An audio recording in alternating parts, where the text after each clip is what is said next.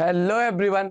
तो कैसे हैं आप लोग? आई होप बढ़िया ही होंगे। मैं पंकज राजपूत, आपका बायोलॉजी मेंटर, आपके अपने फेवरेट एक्सपी क्लासेस चैनल पर आपका स्वागत करता हूं, जहां पर आपको बिल्कुल फ्री एजुकेशन प्रोवाइड कराई जाती है ताकि आप अपने जीवन में बहुत कुछ हासिल कर सके। यही हमारा और हमारे चैनल का मुख्य उद्देश्य है कि आप अपने जीवन में बहुत कुछ हासिल कर सके। इसलिए हम क्या कर सकते हैं, क्या करते हैं, कर सकते नहीं, आपके लिए क्या करते हैं कि नए नए प्रयास हम रोज करते हैं ताकि आप अपनी क्या कर सकते हो, पढ़ाई में नया सुधार ला सको या और अच्छी पढ़ाई कर सको।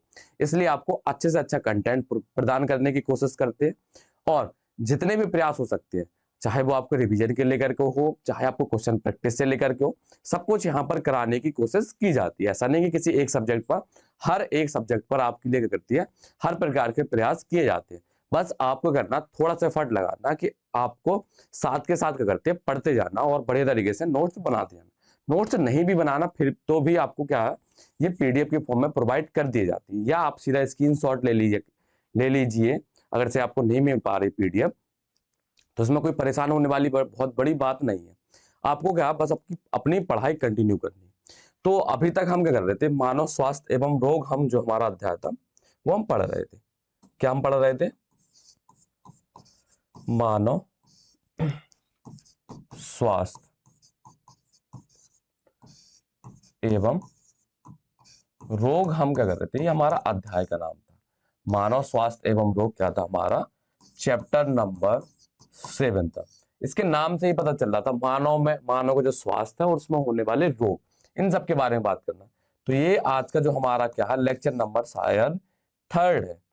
वैसे तो 3rd है, शायद क्या 3rd ही है। इसमें आज हम बात करने वाले हैं किसके बारे में? प्रतिरक्षा तंत्र के बारे में बात करने वाले हैं। किसके बारे में करने वाले हैं बात? प्रतिरक्षा तंत्र के बारे में बात करने वाले। अब प्रतिरक्षा तंत्र क्या होता है? प्रतिरक्षा तंत्र बताने से पहले आपको रोग और रोग कारक के बारे में बताते हैं, या बीमारी के बारे में, 2-3 चीजों के बारे में आपको पहले बता दें। देखो, हमारा सबसे पहले आप समझिए रोग होते क्या है, या रोग कारक समझ लीजिए। रोग कारक, पहले रोग बताते तब रोग कारक समझ में आएगा। वैसे ये बता चुके हैं, ऐसा नहीं है कि आपको बताया नहीं, ये पहले के लेक्चर में जब हमने इंट्रोडक्शन लेक्चर लिया था उसमें भी आपको बता चुके, लेकिन अभी भी थोड़ा सा रिकॉल करा दें, क्योंकि कुछ बच्चों ने कब देखा होगा वो लेक्चर, या आज का जो लेक्चर है वो डायरेक्ट कुछ बच्चे यहीं पर आए होंगे, तो आपको थोड़ा बता दें, तब आपको चीजें समझ में आएंगी। ठीक है, देखो हमारा शरीर है, ठीक है, शरीर में हमारे कई प्रकार के तंत्र है, श्वसन तंत्र है, पाचन तंत्र है, तंत्रिका तंत्र है, तो कई प्रकार के परिवहन तंत्र है, तो कई तंत्र हमारे शरीर में क्या होते हैं, चलते रहते हैं। अगर अब वो तंत्र जो बने हैं वो किससे बने? अंगों से मिलकर के बने, अंगों से मिलकर के या अंग तंत्र बने।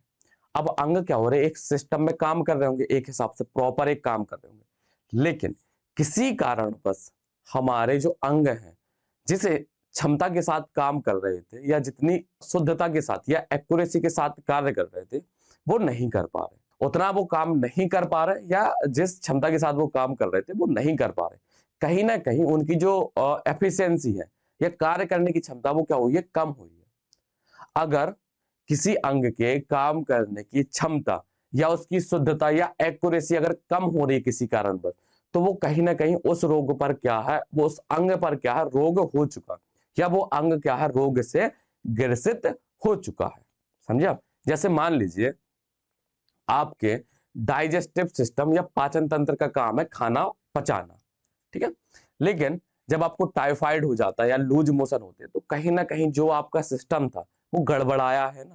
जैसे आप लूज मोशन से लीजिए, वैसे आप मैक्सिमम टाइम जो लोग होते हैं वो फ्रेश होने एक ही टाइम जाते हैं, लेकिन क्या होता है जब उन्हें लूज मोशन हो जाते हैं या लूज मोशन शुरू होते हैं, तो उसमें व्यक्ति जो है लगातार जाता रहता है, तो कहीं ना कहीं उसका जो पाचन तंत्र था वो कहीं ना कहीं बिगड़ा है ना, कुछ गड़बड़ाया है, तभी तो वो बार बार जा रहा है।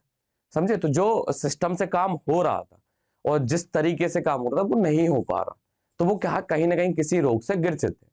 अब वो रोग कई प्रकार के हो सकते हैं। प्रत्येक अंग का रोग क्या होता है, फिक्स होता है। अरे मतलब फिक्स मतलब ये है कि ऐसा नहीं है कि अगर लूज मोशन होता है तो वो हाथों में भी होने लगे, कहां से होने लगेगा हाथों में? तो जो रोग होते हैं वो फिक्स होते हैं। जैसे जुकाम है आपको आपके श्वसन तंत्र में होगा, पाचन तंत्र में नहीं होगा। लूज मोशन आपको पाचन तंत्र में होगा, श्वसन तंत्र में नहीं होगा। तो रोग भी अपने क्या होते हैं, फिक्स होते हैं। समझे? अब इसके बाद बताना हमें रोग कारक। अब ये जो रोग होते हैं हमें होते कैसे हैं? तो बाहर से कोई भी जीव जंतु या कोई भी विषाणु जीवाणु जब हमारे शरीर में प्रवेश करते हैं तो वो क्या करते हैं, हमारे जो सिस्टम है, जो हमारा तंत्र है, उससे छेड़खानी करते हैं, जिसकी वजह से हमें क्या होते हैं, रोग हो जाते हैं। अब ये जो रोग कारक होते हैं या पैथोजन होते हैं, विषाणु, बैक्टीरिया, विषाणु या वायरस, बैक्टीरिया या जीवाणु, विषाणु बोल लिए, जीवाणु, विषाणु, जीवाणु, ये सब क्या करते हैं, रोग कारक की गिनती में आते हैं। किसमें आते हैं, रोग। अब ऐसा नहीं कि विषाणु, जीवाणु, कभी कभी हमें एलर्जी भी हो जाती है। अब एलर्जी तो कई चीजों के द्वारा हो जाती है, पॉलन ग्रेन के द्वारा हो जाती है, डस्ट के द्वारा हो जाती है, तो उन सब के बारे में भी हम बात करने वाले हैं। तो अभी हम आपको बता देते हैं रोग कारक। रोग कारक क्या होते हैं, कोई भी बाहर से हमारे शरीर के अंदर प्रवेश करने वाला कण अगर हमें रोग उत्पन्न कर रहा है या रोग कर रहा, तो वो हमारा क्या कहलाता है, रोग कारक कहलाता है। ये सब आपको बता चुके हैं, ऐसा नहीं कि पहली बार बता चुके, ये हमारी चीजें हो चुकी हैं, ठीक है। तो रोग कारक जो होते हैं, रोग कारक से निपटने के लिए या रोग कारक को खत्म करने के लिए जो हमारा शरीर होता है वो क्या होता है, पहले से ही तैयार होता है। वो पहले से ही तैयार होता है। कुछ रोग कारक ऐसे होते हैं जिनके लिए बाद में हमारा शरीर तैयार होता है। जैसे आपने चेचक रोग के बारे में सुना होगा, ठीक है। अभी हम सबके बारे में बात करेंगे। अभी हम आपको बताएंगे कि जो हमारी प्रतिरक्षा तंत्र होता है वो उपार्जित क्या होता है, जन्मजात क्या होता है, इन सब के बारे में बात करने वाले। पहले थोड़ा बहुत ओवरव्यू आपको बता दें। आपने देखा होगा कि आपको एक बार चेचक हुआ या छोटी माता आई, जिनको नहीं हुआ बहुत बढ़िया, शायद उनको वैक्सीनेशन हुआ हो इसलिए नहीं हुआ।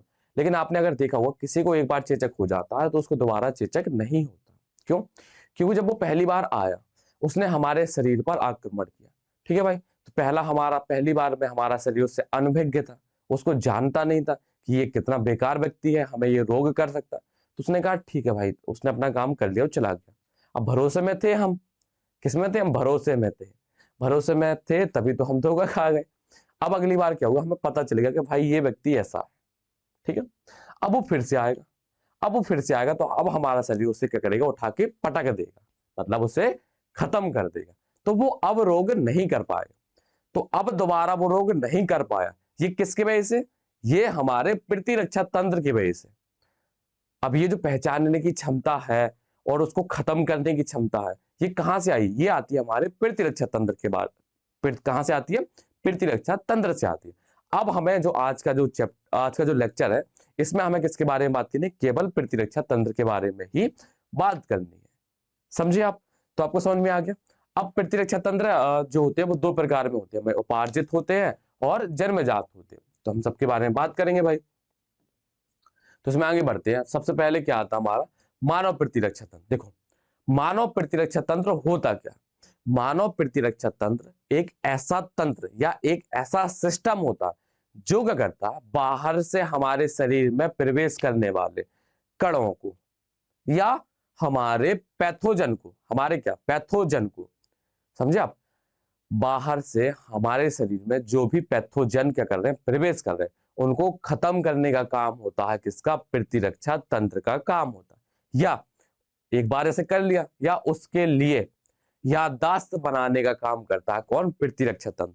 याददाश्त मतलब ये मेमोरी बन जाती है, समझे आप। एक बार आप आए, आपने हमें समझ लिया, जैसे मान लीजिए आप खड़े हैं कहीं पर, ठीक है, आप एक स्कूल में पढ़ रहे हैं, कोई एक लड़का आया, उसने आपको एक चांटा मार दिया। पहली बार तो भाई आपको पता नहीं था, तो आप उसके प्रति सचेत नहीं थे, आप आराम से खड़े थे, उसने आया एक चांटा मार दिया। लेकिन जब अगली बार वो व्यक्ति आपके पास आएगा तो आप उसके चांटा मारने के पहले उसे क्या करोगे, उठा के पटक दोगे, समझे, या उससे दूर हो जाओगे, समझे।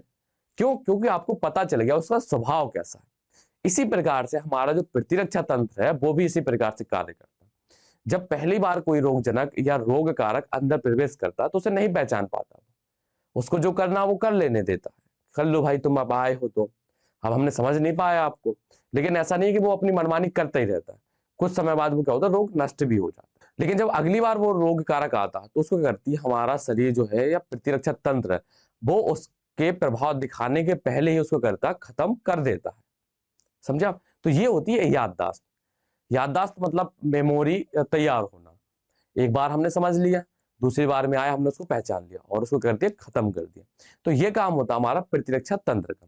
अब याददाश्त के अलावा कुछ ऐसी चीजें भी बनानी पड़ेंगी जो क्या करें, उसको खत्म करें। जैसे मान लो हमने पहचान तो लिया भाई उसको, अब पहचान तो लिया कि ये व्यक्ति बेकार है, लेकिन अब हम कुछ कर नहीं पा रहे, पहचान के बैठे हैं, तो क्या मतलब है, उसको खत्म करने के लिए भी हमारे पास कुछ ऐसी चीजें होनी चाहिए ना, समझे आप। जैसे चोर चोरी करने आता है या कोई भी देश का आतंकवादी वगैरह आता है, ठीक है, जैसे मान लो एक बार वो घुसे, हमने उसको नहीं पहचान पा, अगली बार वही घुसेगा, तो उसे हम पहचान तो लेंगे। अब उसको हम कुछ नहीं रहे, हमने देख लिया भाई ये आतंकवादी, हम बैठे बैठे चिल्ला रहे आतंकवादी आतंकवादी, कर कुछ नहीं रहे, तो वो हमें फिर से खत्म कर। इसलिए हमें याददाश्त के साथ साथ कुछ ऐसी चीजें भी बनानी पड़ती हैं जो अगर उसको खत्म करे, जिनको हम बोलते हैं एंटीबॉडी बोलते हैं, या हमारी लसिकाड़ू होती है। अब लसिकाड़ू हमारे दो प्रकार के होते हैं, बी लसिकाड़ू और टी लसिकाड़ू, बी लिम्फोसाइट और टी लिम्फोसाइट। तो ये बनाते हैं, किसका निर्माण करते हैं, ये बनाते हैं प्रतिरक्षी या एंटीबॉडी। क्या बनाते हैं, एंटीबॉडी, जो किसको, प्रतिजन या एंटीजन को खत्म करती है। अब इस पर हम और चर्चा करेंगे, तो आपको पहले बताते हैं प्रतिरक्षा तंत्र। मानव प्रतिरक्षा तंत्र पढ़ रहे हैं हम, तो अभी मानव प्रतिरक्षा तंत्र के बारे में ही बात करेंगे। देखो, यह वह तंत्र है जो शरीर को प्रतिरक्षा प्रदान करने का काम करता है। यह करता है शरीर को सिक्योरिटी प्रदान करता है, यह करता है बॉडी को हमारे सिक्योरिटी प्रदान करता है। और यह विजातीय प्रतिजनों को पहचानता है। अब विजाति क्या होता है, विजाति मतलब बी मतलब होता दूसरा, जाति मतलब जाति, दूसरी कोई जाति बाहर से जब हमारे शरीर में कोई चीज प्रवेश करेगी तो हमारे लिए तो वो दूसरी प्रजाति हो गई ना, तो उनको क्या करता है, ये खत्म करने का और उनको पहचानने का काम करता है। समझे आप, जैसे बैक्टीरिया हमारे अंदर प्रवेश करेगा तो जो हमारा प्रतिरक्षा तंत्र बैक्टीरिया को पहचानेगा, जैसे टाइफाइड के लिए था साल्मोनेला टाइफी बैक्टीरिया, उसको पहचान लेगा भाई ये जो बैक्टीरिया आता है ये बहुत खतरनाक चीज है, ये शरीर में आया तो इसको पहले ही खत्म कर दो, नहीं तो ये करेगा मैं टाइफाइड कर देगा। समझे, तो उसको खत्म करने के लिए कुछ ऐसी चीजें तैयार करेगा या हथियार तैयार करना, ठीक है। अब जो हथियार होते हैं वो होते हैं हमारे एंटीबॉडी। उन हथियारों के बारे में भी हम क्या करने वाले हैं, बात करने वाले हैं। तो इनके प्रति क्या करता, अनुक्रिया दिखाता। किनके प्रति, जो विजातीय कण है। आप इनको विजातीय कण मान लीजिए, विजातीय प्रतिजन को हम रोग कारक भी बोल सकते हैं, पैथोजन भी बोल सकते हैं, समझे आप। और इन्हें क्या करता है, याद रखता है, इन्हें क्या करता है, याद भी रखता है। ऐसा नहीं है कि एक बार खत्म कर दिया और फिर भूल जाए, एक बार खत्म कर दिया आप भूल जाओगे, कहते अरे ठीक है दोस्ती तो है, फिर वो आगे फिर आपको चांटा दे गया, फिर आपको समय बाद अब उतने टाइम याद रहेगा, फिर कुछ समय बाद दोस्ती, फिर वो चांट, तो आपको हर बार पिटते ही रहोगे ना, ऐसा तो नहीं है ना। आप उसे याद रख लोगे कि भाई ये दोस्त नहीं है, गद्दार है, समझे। जब अगली बार वो आएगा तो आप उसे उठा करके पटक दोगे। इसी प्रकार से हमारा प्रतिरक्षा तंत्र भी कार्य करता है। जो हमारा प्रतिरक्षा तंत्र होता है वो क्या करता है, एलर्जी प्रतिक्रियाओं, स्व प्रतिरक्षा रोगों और अंग प्रतिरोपण में भी क्या करता है, महत्वपूर्ण भूमिका निभाता है। देखो, जो हमें एलर्जी होती है उसमें भी प्रतिरक्षा तंत्र का महत्वपूर्ण योगदान होता है। स्व प्रतिरक्षा रोग, ऑटो इम्यून डिसऑर्डर, इसमें क्या होता है, हमारी खुद की कोशिकाएं, अपने हुए पराय वाली कहानी होती है। कभी कभी होती है ना, घर का भेदी लंका ढाए, इसी प्रकार से स्व प्रतिरक्षा रोग भी होते हैं। इसमें जो हमारी प्रतिरक्षा कोशिकाएं होती हैं वो क्या करती है, हमारे शरीर की खुद की कोशिकाओं को ही क्या करती है, खत्म करने लगती है। जो हमारी साधारण कोशिकाएं होती हैं, मतलब किसी बाहर के रोग कारक की हमें जरूरत ही नहीं है, कुछ ऐसी घटना घटी कि हमारी कोशिकाएं अपने ही लोगों को भूल गई, उन्हीं को वो मारने लगी, तो ये होते हैं हमारे स्व प्रतिरक्षा रोग, इनके बारे में बात करेंगे। इसके बाद होता है हमारा अंग प्रतिरोपण। देखो, अंग प्रतिरोपण क्या होता है, अंग प्रतिरोपण में ये होता है कि जैसे मान लीजिए आपकी कोई व्यक्ति है, उसकी दोनों किडनी खराब है, तो वो क्या करेगा, किसी एक डोनर से करके एक किडनी लेगा, तो जो वो किडनी उसने ली है उसी को बोलते हैं हम प्रतिरोपण। अब किडनी एक अंग है तो उसको बोल दिया हमने अंग प्रतिरोपण, समझे आप। अंग प्रतिरोपण होता है, ऊतक प्रतिरोपण होता है और कोशिका प्रतिरोपण, तो सब किसी भी चीज का प्रतिरोपण हो सकता है। प्रतिरोपण नहीं समझ में आ रहा तो आपने ट्रांसप्लांट जरूर सुना होगा, किडनी ट्रांसप्लांट कराई है, हेयर ट्रांसप्लांट कराया है, तो ये सब भी किसके अंतर्गत आते हैं, हमारे प्रतिरक्षा तंत्र के अंतर्गत आते हैं, समझे। अभी हम बात करेंगे जब हम किसी अंग को करते हैं, प्रतिरोपित कराते हैं, तो हमें किन किन चीजों की जरूरत पड़ती है। ऐसा नहीं किसी भी व्यक्ति का हमने उठाया किडनी और यहाँ पर आके फंसा दिया, समझे, तो वो क्या होता है, रिजेक्ट भी हो जाता है, वो खत्म भी हो जाता है, उस पर हम बात करने वाले। तो मानव प्रतिरक्षा तंत्र में लसिकाव अंग, ऊतक कोशिकाएं और घुलनशील अणु जैसा कि प्रतिरक्षी शामिल है। देखो, अब जो हमारा प्रतिरक्षा तंत्र है वो अकेले काम नहीं करता, इसमें बहुत सी चीजें करती हैं, भाग लेती हैं। अब उन चीजों में क्या आते हैं, हमारे लसिकाव अंग आते हैं, लिम्फोइड ऑर्गन आते हैं, हमारे ऊतक आते हैं, कोशिकाएं आते हैं, और यहाँ पर जैसे लिखा है घुलनशील अणु, हमारी प्रतिरक्षी या एंटीबॉडी भी शामिल है। अभी इन सब के बारे में एक एक करके बात करेंगे। संक्रमित कोशिकाओं को और आगे विषाणु संक्रमण से बचाती है। अब जो हमारा प्रतिरक्षा तंत्र है ये क्या करता है, जैसे मान लीजिए कोई एक कोशिका सबसे पहले हमारी संक्रमित हुई, अब उस कोशिका से और आगे संक्रमण ना फैले इसके पहले ही वो क्या करती है, संक्रमित कोशिका को खत्म कर देती है।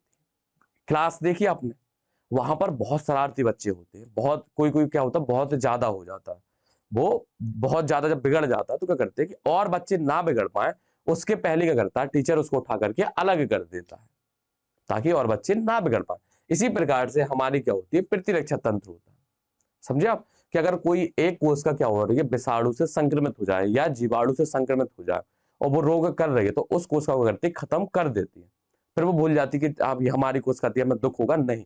अब वो क्या हो चुकी है, संक्रमित हो चुके, तो उसको खत्म करना ही क्या है, सही। नहीं तो वो और हमारी जो सही कोशिकाएं उनको क्या करती है, वो संक्रमित कर सकती है। तो ये सब आते हैं हमारे किसके अंदर, प्रतिरक्षा तंत्र के अंतर्गत। अब इसमें और बात करने वाले हैं भाई, तो इसमें देखते हैं हम यहाँ पर क्या, लसिकाभ अंग देखते हैं। क्या देखते हैं, लसिकाभ अंग या लिम्फोइड ऑर्गन। अब ये होते क्या है, जो हमारे लसिकाभ अंग होते हैं या लिम्फोइड ऑर्गन होते हैं, ये होते क्या है। अभी आपने थोड़ी देर पहले लसिकाणुओं के बारे में सुना था, किसके बारे में सुना था, लसिकाणु। अब लसिकाणु दो प्रकार की होती है, बी लसिकाणु और टी लसिकाणु। अब ऐसा नहीं हो सकता कि आपने बी लसिकाणु और टी लसिकाणु के बारे में कभी सुना ना हो। बी लिम्फोसाइट और टी लिम्फोसाइट के बारे में आपने जरूर कहीं ना कहीं सुना होगा, अगर आप बायोलॉजी के स्टूडेंट हैं तो। ठीक है, अगर नहीं सुना तो हम आपको बता भी दें कहां पर सुना होगा आपने।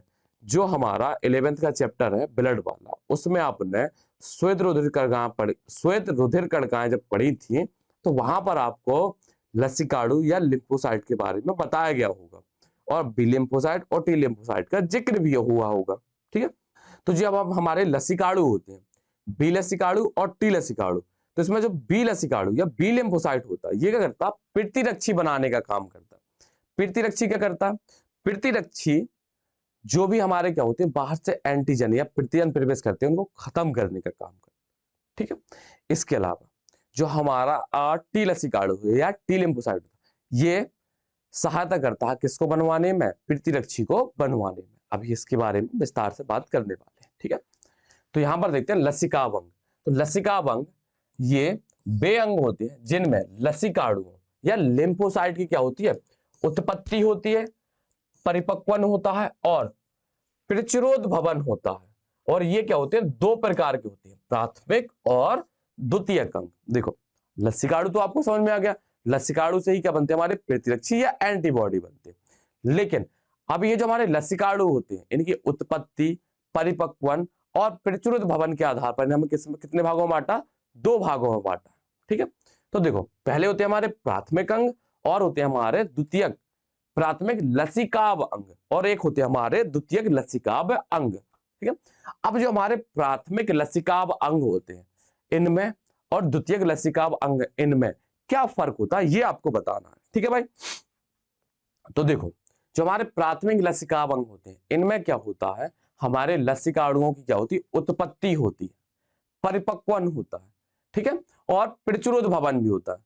प्रतिरोध भवन आप मान लीजिए ये हमारे द्वितीयक अंगों में भी, द्वितीयक लसिकाभ अंगों में भी प्रतिरोध भवन की प्रक्रिया चलती है।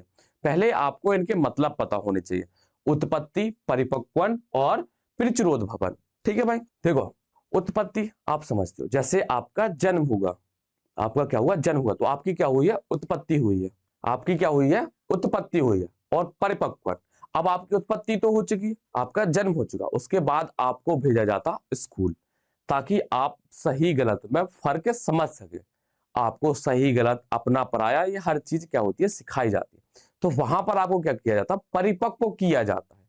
क्या किया जाता है, परिपक्व किया जाता है। और इसके अलावा क्या होता है, हमारा प्रतिरोध भवन होता है। क्या होता है, प्रतिरोध भवन होता है।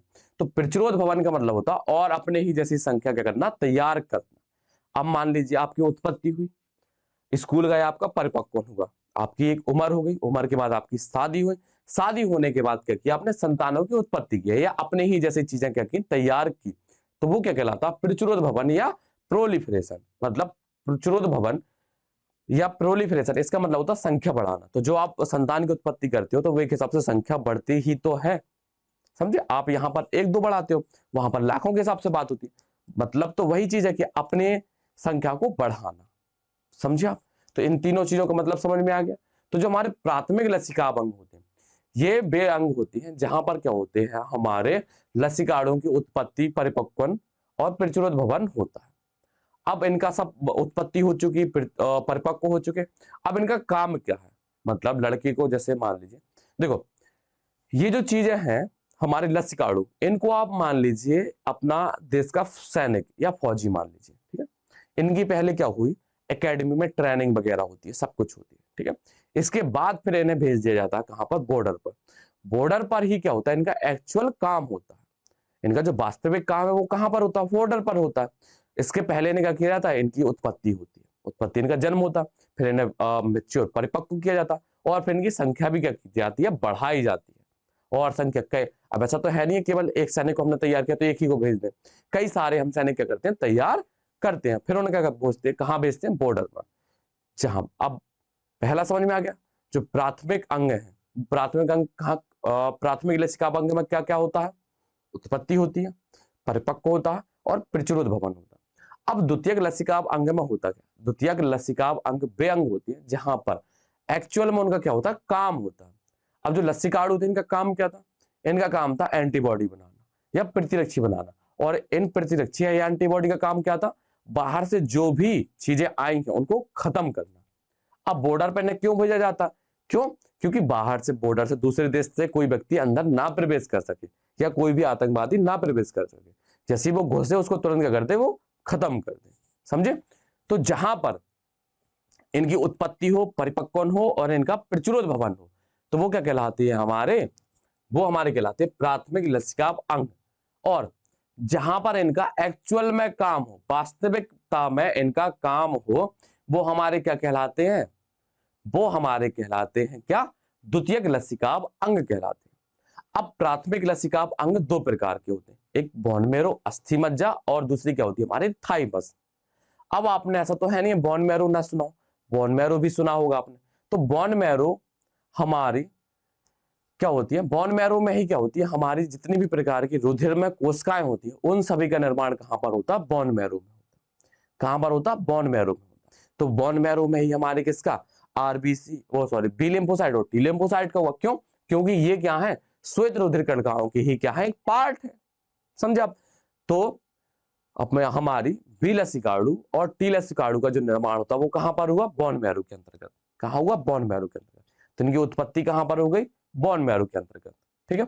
लेकिन तो हमारे जो क्या होती है, अस्थि मज्जा या बोन मैरो होती है। अस्थि मज्जा या बोन मैरो में क्या होता है, हमारे लसिकाड़ुओं का निर्माण होता है। क्या होता है, लसिकाड़ुओं का निर्माण हुआ। पहला क्या हमारा अस्थि मज्जा या बोन मैरो, तो अस्थि मज्जा या बोन मैरो में जितने भी प्रकार की हमारी रुधिर कोशिकाएं होती हैं उन सभी का निर्माण कहां पर होता है, हमारे अस्थि मज्जा में। तो वहीं पर हमारा क्या होगा, बी लिम्फोसाइट और टी लिम्फोसाइट या बी लसिकाड़ू या टी लसिकाड़ू का भी निर्माण होगा। क्यों, क्योंकि ये जो पार्ट होते हैं ये किसके पार्ट होते हैं, श्वेत रुधिर कणिकाओं या डब्ल्यूबीसी की ये पार्ट होते हैं। तो इनका उत्पत्ति या इनका निर्माण भी कहां पर होता है, बोन मैरो या अस्थि मज्जा के अंतर्गत होता है या उसके अंदर होता है, ठीक है भाई। अब बोन मैरो तो आप जानते हो हड्डी के बीच में हमारा क्या होता है, बोन मैरो होता है, इतना क्लियर है। लेकिन क्या होता है, जो हमारी टी लिम्फोसाइट होती है, बी लिम्फोसाइट का तो बोन मैरो के अंदर ही निर्माण होता है, वहीं उसका क्या होता है, परिपक्वन भी होता है, ठीक है। लेकिन जो हमारी टी लिम्फोसाइट होती है इनका निर्माण तो बोन मैरो में होता है, लेकिन इनका जो परिपक्वन होता है, ये परिपक्वन कहां पर होता है, थाइमस में होता है। कहां होता है, थाइमस है। अब ये जो थाइमस है ये होता क्या है, देखो थाइमस क्या होता है, ये क्या होता है, एक सपाली अंग है जो क्या होता है, हृदय के पास, जो हमारी स्टर्नम होती है ये ओरोस्थी, उसके पास में क्या होता है, ये स्थित होता है, उसके नीचे स्थित होता है। जन्म के समय क्या होता है, थाइमस काफी बड़ा होता है, लेकिन जैसे ही क्या होती है उम्र बढ़ती जाती है तो ये थाइमस का आकार क्या होता है, घटता रहता है। इसलिए आपने देखा होगा कि जो छोटे बच्चे होते हैं या कम एज के बच्चे होते हैं उनकी इम्यूनिटी या उनकी जो प्रतिरक्षा तंत्र होता है वो बहुत अच्छा होता है। लेकिन जैसे ही बुढ़ापा आता तो क्या होती है, बीमारी उन्हें कई प्रकार की घेरने लगती। क्यों, क्योंकि क्या है, हमारे किसका, थाइमस का आकार कम हो रहा। थाइमस का आकार कम होगा तो हमारे जो टी लिम्फोसाइट है उनका परिपक्वन भी कम हो पाएगा। जब परिपक्वन कम हो पाएगा तो वो रोगों को पहचान ही नहीं पाएंगे, रोग कारकों को, और एंटीबॉडी को बनवाने में हेल्प भी नहीं कर पाएंगे। तो ये कारण होता है कि जो वृद्ध व्यक्ति होते हैं उनमें क्या होते हैं, रोग जल्दी हो जाते हैं या उन्हें रोग बने रहते हैं। किस वजह से, क्योंकि उनके थाइमस क्या होती है, उम्र के साथ क्या होती है, छोटी होती जाती है, और यौवनावस्था आने पर यह बहुत छोटे आकार का रह जाता है। अपरिपक्व टी लसिकाणु अस्थि मज्जा से थाइमस में जाते हैं और परिपक्व होते हैं। देखो यहाँ पर लास्ट लाइन में लिखा, जो हमारे इमेच्योर क्या होते हैं, टी लिम्फोसाइट होते हैं, वो बोन मैरो से निकल करके कहाँ जाते हैं, थाइमस में जाते हैं। और थाइमस में क्या होता है, इनका परिपक्वन क्या होता रहता है। समझिए आप। तो हमारा जो प्राथमिक है इसको बता दे, ये वे अंग है जहां अपरिपक्व लसिकाणुओं का परिपक्वन होता है, और ये लसिकाणु प्रतिजन संवेदनशील लसिकाणुओं में विभेदित होते हैं। ये दो प्रकार के होते हैं। ये क्या होते हैं, दो प्रकार के होते हैं। पहला कौन सा, अस्थि मज्जा या बोन मैरो। ये क्या होती है, यह मुख्य लसिकाव अंग है जहां लसिकाणुओं में दोनों आ जाते हैं, हमारे बी और टी दोनों का क्या होता है, निर्माण होता है। ठीक है, इसके साथ साथ क्यों, क्योंकि वहां पर जितनी भी रुधिर में कोशिकाएं पाई जाती उन सबका निर्माण होता है। ठीक है, अब हमारे क्या बन चुके, लसिकाणु बन चुके हैं। लसिकाणु का काम तो क्या था, किसके, प्रतिजन के खिलाफ क्या करना, प्रतिरक्षी को तैयार करना, ताकि जो भी प्रतिजन आए उनको क्या करते, खत्म कर सके। ठीक है भाई, लेकिन खत्म वही नहीं करते, खत्म ये करते हैं जाकर के द्वितीयक अंग में। जैसे जो फौजी होते हैं वो एकेडमी में तैयार किए जाते हैं, लेकिन लड़ते तो वो जाकर के बॉर्डर पर है। क्यों, क्योंकि वहीं पर क्या होते हैं, हमारे आतंकवादी प्रवेश करते हैं। तो इसी प्रकार से ये कहां लड़ेंगे, हमारे जहां से आतंकवादी प्रवेश करने की क्या हो, ज्यादा संभावनाएं हो, तो वो होते हैं हमारे द्वितीयक लसिकाव अंग। द्वितीयक लसिकाव अंग वे अंग होते हैं जहां पर लसिकाणु किससे मिले, एंटीजन या प्रतिजनों से जाकर के मिलते हैं और उनको पहचानते हैं, उनको खत्म करते हैं। द्वितीयक लसिकाव अंग ऐसे स्थान है जहां लसिकाणुओं की प्रतिजन के साथ पारस्परिक क्रिया होती है, जो बाद में प्रचुर संख्या में उत्पन्न होकर प्रभावी कोशिकाएं बन जाती हैं। अभी इसको आपको बिल्कुल एकदम सिस्टमेटिक तरीके से हम बताएंगे फ्लो चार्ट के द्वारा। पहले आप इतना नोट्स कैसे थ्योरी पढ़ लीजिए, पर आपको बता रहे। देखो इसमें बोला क्या गया है, द्वितीयक लसिकाव अंग ऐसे स्थान होते हैं जहां लसिकाणुओं की प्रतिजन के साथ क्या होती है, पारस्परिक क्रिया होती है, जो बाद में प्रचुर संख्या में उत्पन्न होकर प्रभावी कोशिकाएं बन जाती है। क्या करते, अपनी संख्या ने बढ़ाई और क्या बन गई, इफेक्टर सेल बन गए। अब प्रभावी कोशिकाएं वे कोशिकाएं होती हैं जो प्रतिरक्षी को खत्म करती हैं। प्रभावी कोशिकाओं के अलावा भी कौन सी कोशिकाएं बनती है, हमारी मेमोरी सेल या याददाश्त कोशिकाएं भी बनती हैं। समझे आप, इसके बारे में भी अभी हम आगे चर्चा करते हैं। अब ये जो द्वितीयक अंग होते हैं वो कौन कौन से होते हैं, हमारे स्प्लीन आते हैं। स्प्लीन आपने सुना होगा, प्लीहा, जिसको हम क्या बोलते हैं, ग्रेवयार्ड ऑफ आरबीसी, किसका, अपने लाल रुधिर कणिकाओं का कब्रिस्तान भी बोलते हैं। और लसिका ग्रंथियां, लिम्फ नोड भी, टॉन्सिल्स, टॉन्सिल आप जानते होंगे, आपको टॉन्सिल्स हो जाते हैं, टॉन्सिल्स, और क्षुद्रांत जो हमारी छोटी आंत होती है उसके पेयर पैचेस, ठीक है, स्मॉल इंटेस्टाइन के पेयर पैचेस, ये सब क्या होते हैं, हमारे द्वितीयक अंग होते हैं। इसके अलावा श्लेष में आबद्ध लसिकाव ऊतक, माल्ट और परिशेष का अपेंडिक्स, ये सब क्या होते हैं, हमारे द्वितीयक लसिकाव अंग होते हैं। यहां पर क्या होता है, एक्चुअल में लड़ाई होती है किस किस के बीच में, अपने प्रतिरक्षी और प्रतिजन के बीच में। समझे आप।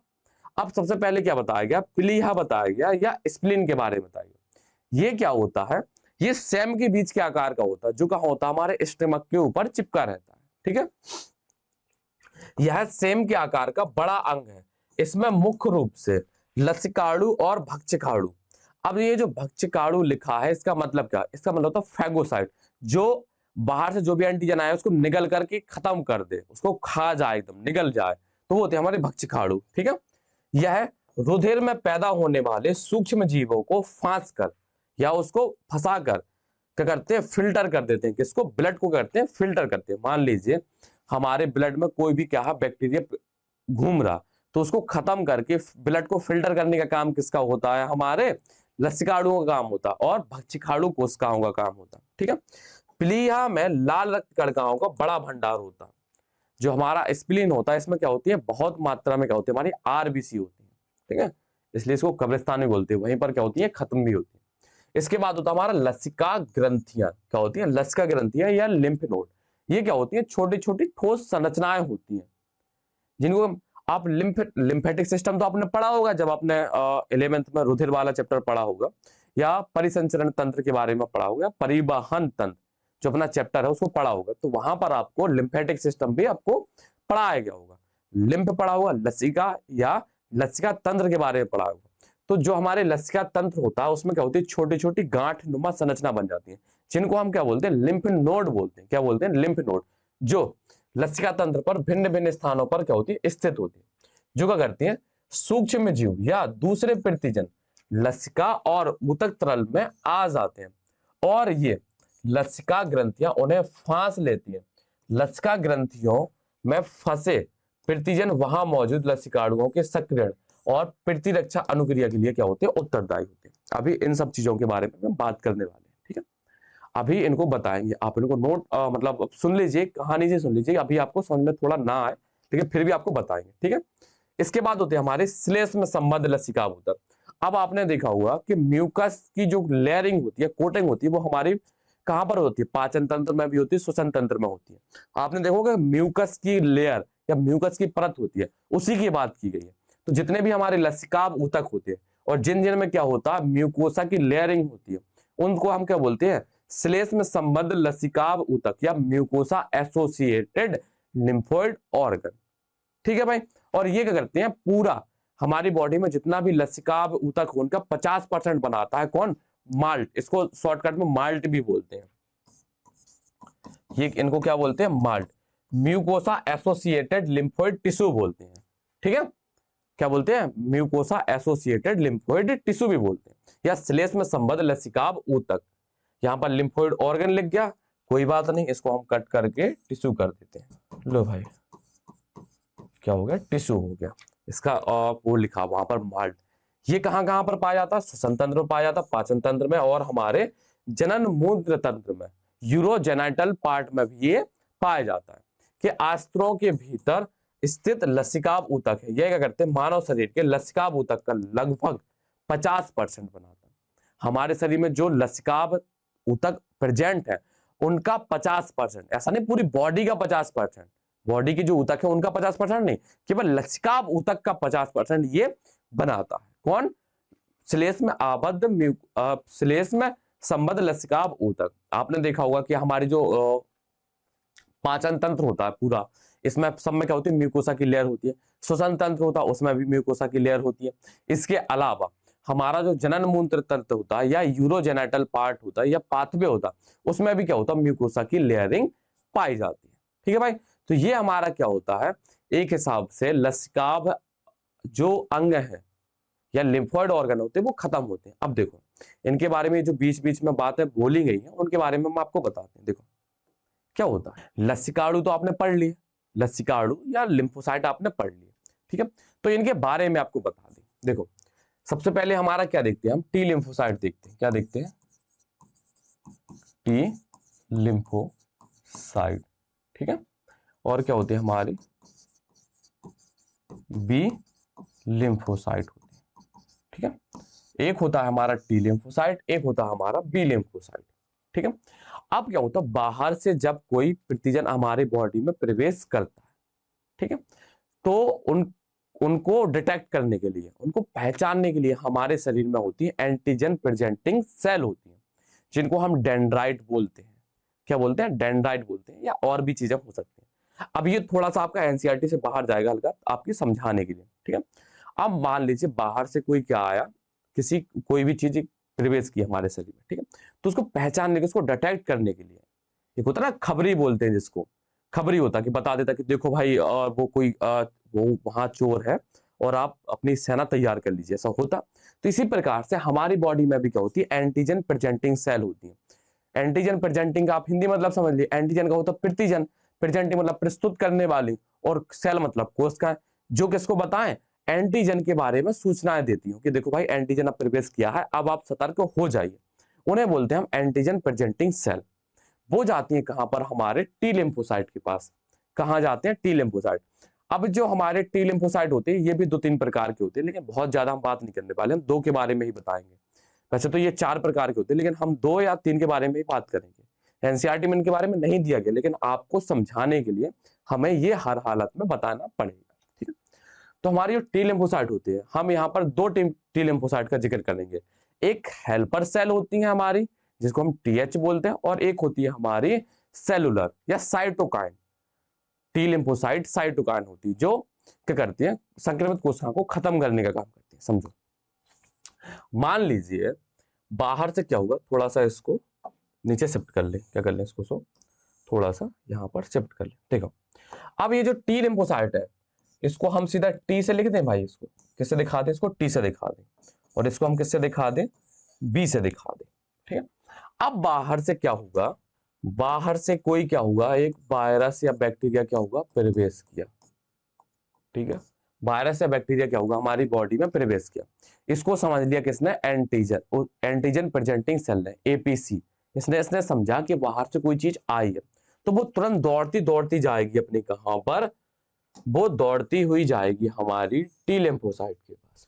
कहां जाएगी, टी लिम्फोसाइट। और कौन से टी लिम्फोसाइट के पास, हेल्पर टी लिम्फोसाइट के पास, टीएच। हमारे लिम्फोसाइट 4 प्रकार के होते हैं, लेकिन हम किसकी, 2 की ही बात करेंगे, एक साइटोकाइन की, सप्रेसर वगैरह की बात नहीं करेंगे, सप्रेसर की बात हम बाद में करेंगे। तो एक होता हमारा T lymphocyte, T helper lymphocyte, जो सहायता करता है, जो क्या करता है, सहायता करता है।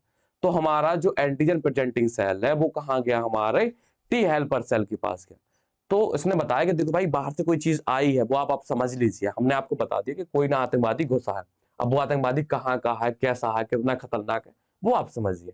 ठीक है, तो टी हेल्पर सेल ने क्या किया, तुरंत अपनी संख्या क्या कर ली, बढ़ा ली। इसने क्या कर ली, अपनी संख्या बढ़ाई, संख्या क्या कर ली, बढ़ा ली, संख्या बढ़ा ली।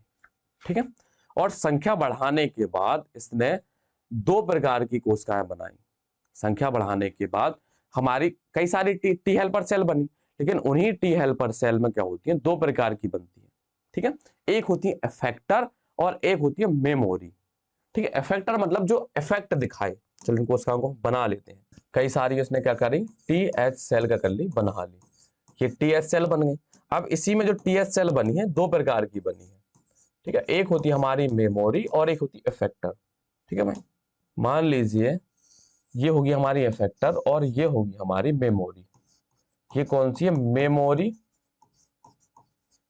मेमोरी टी एच सेल, और ये हो गई हमारी इफेक्टर।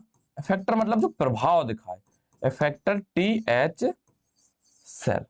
ठीक है, ये 2 प्रकार की कोशिकाएं बनी।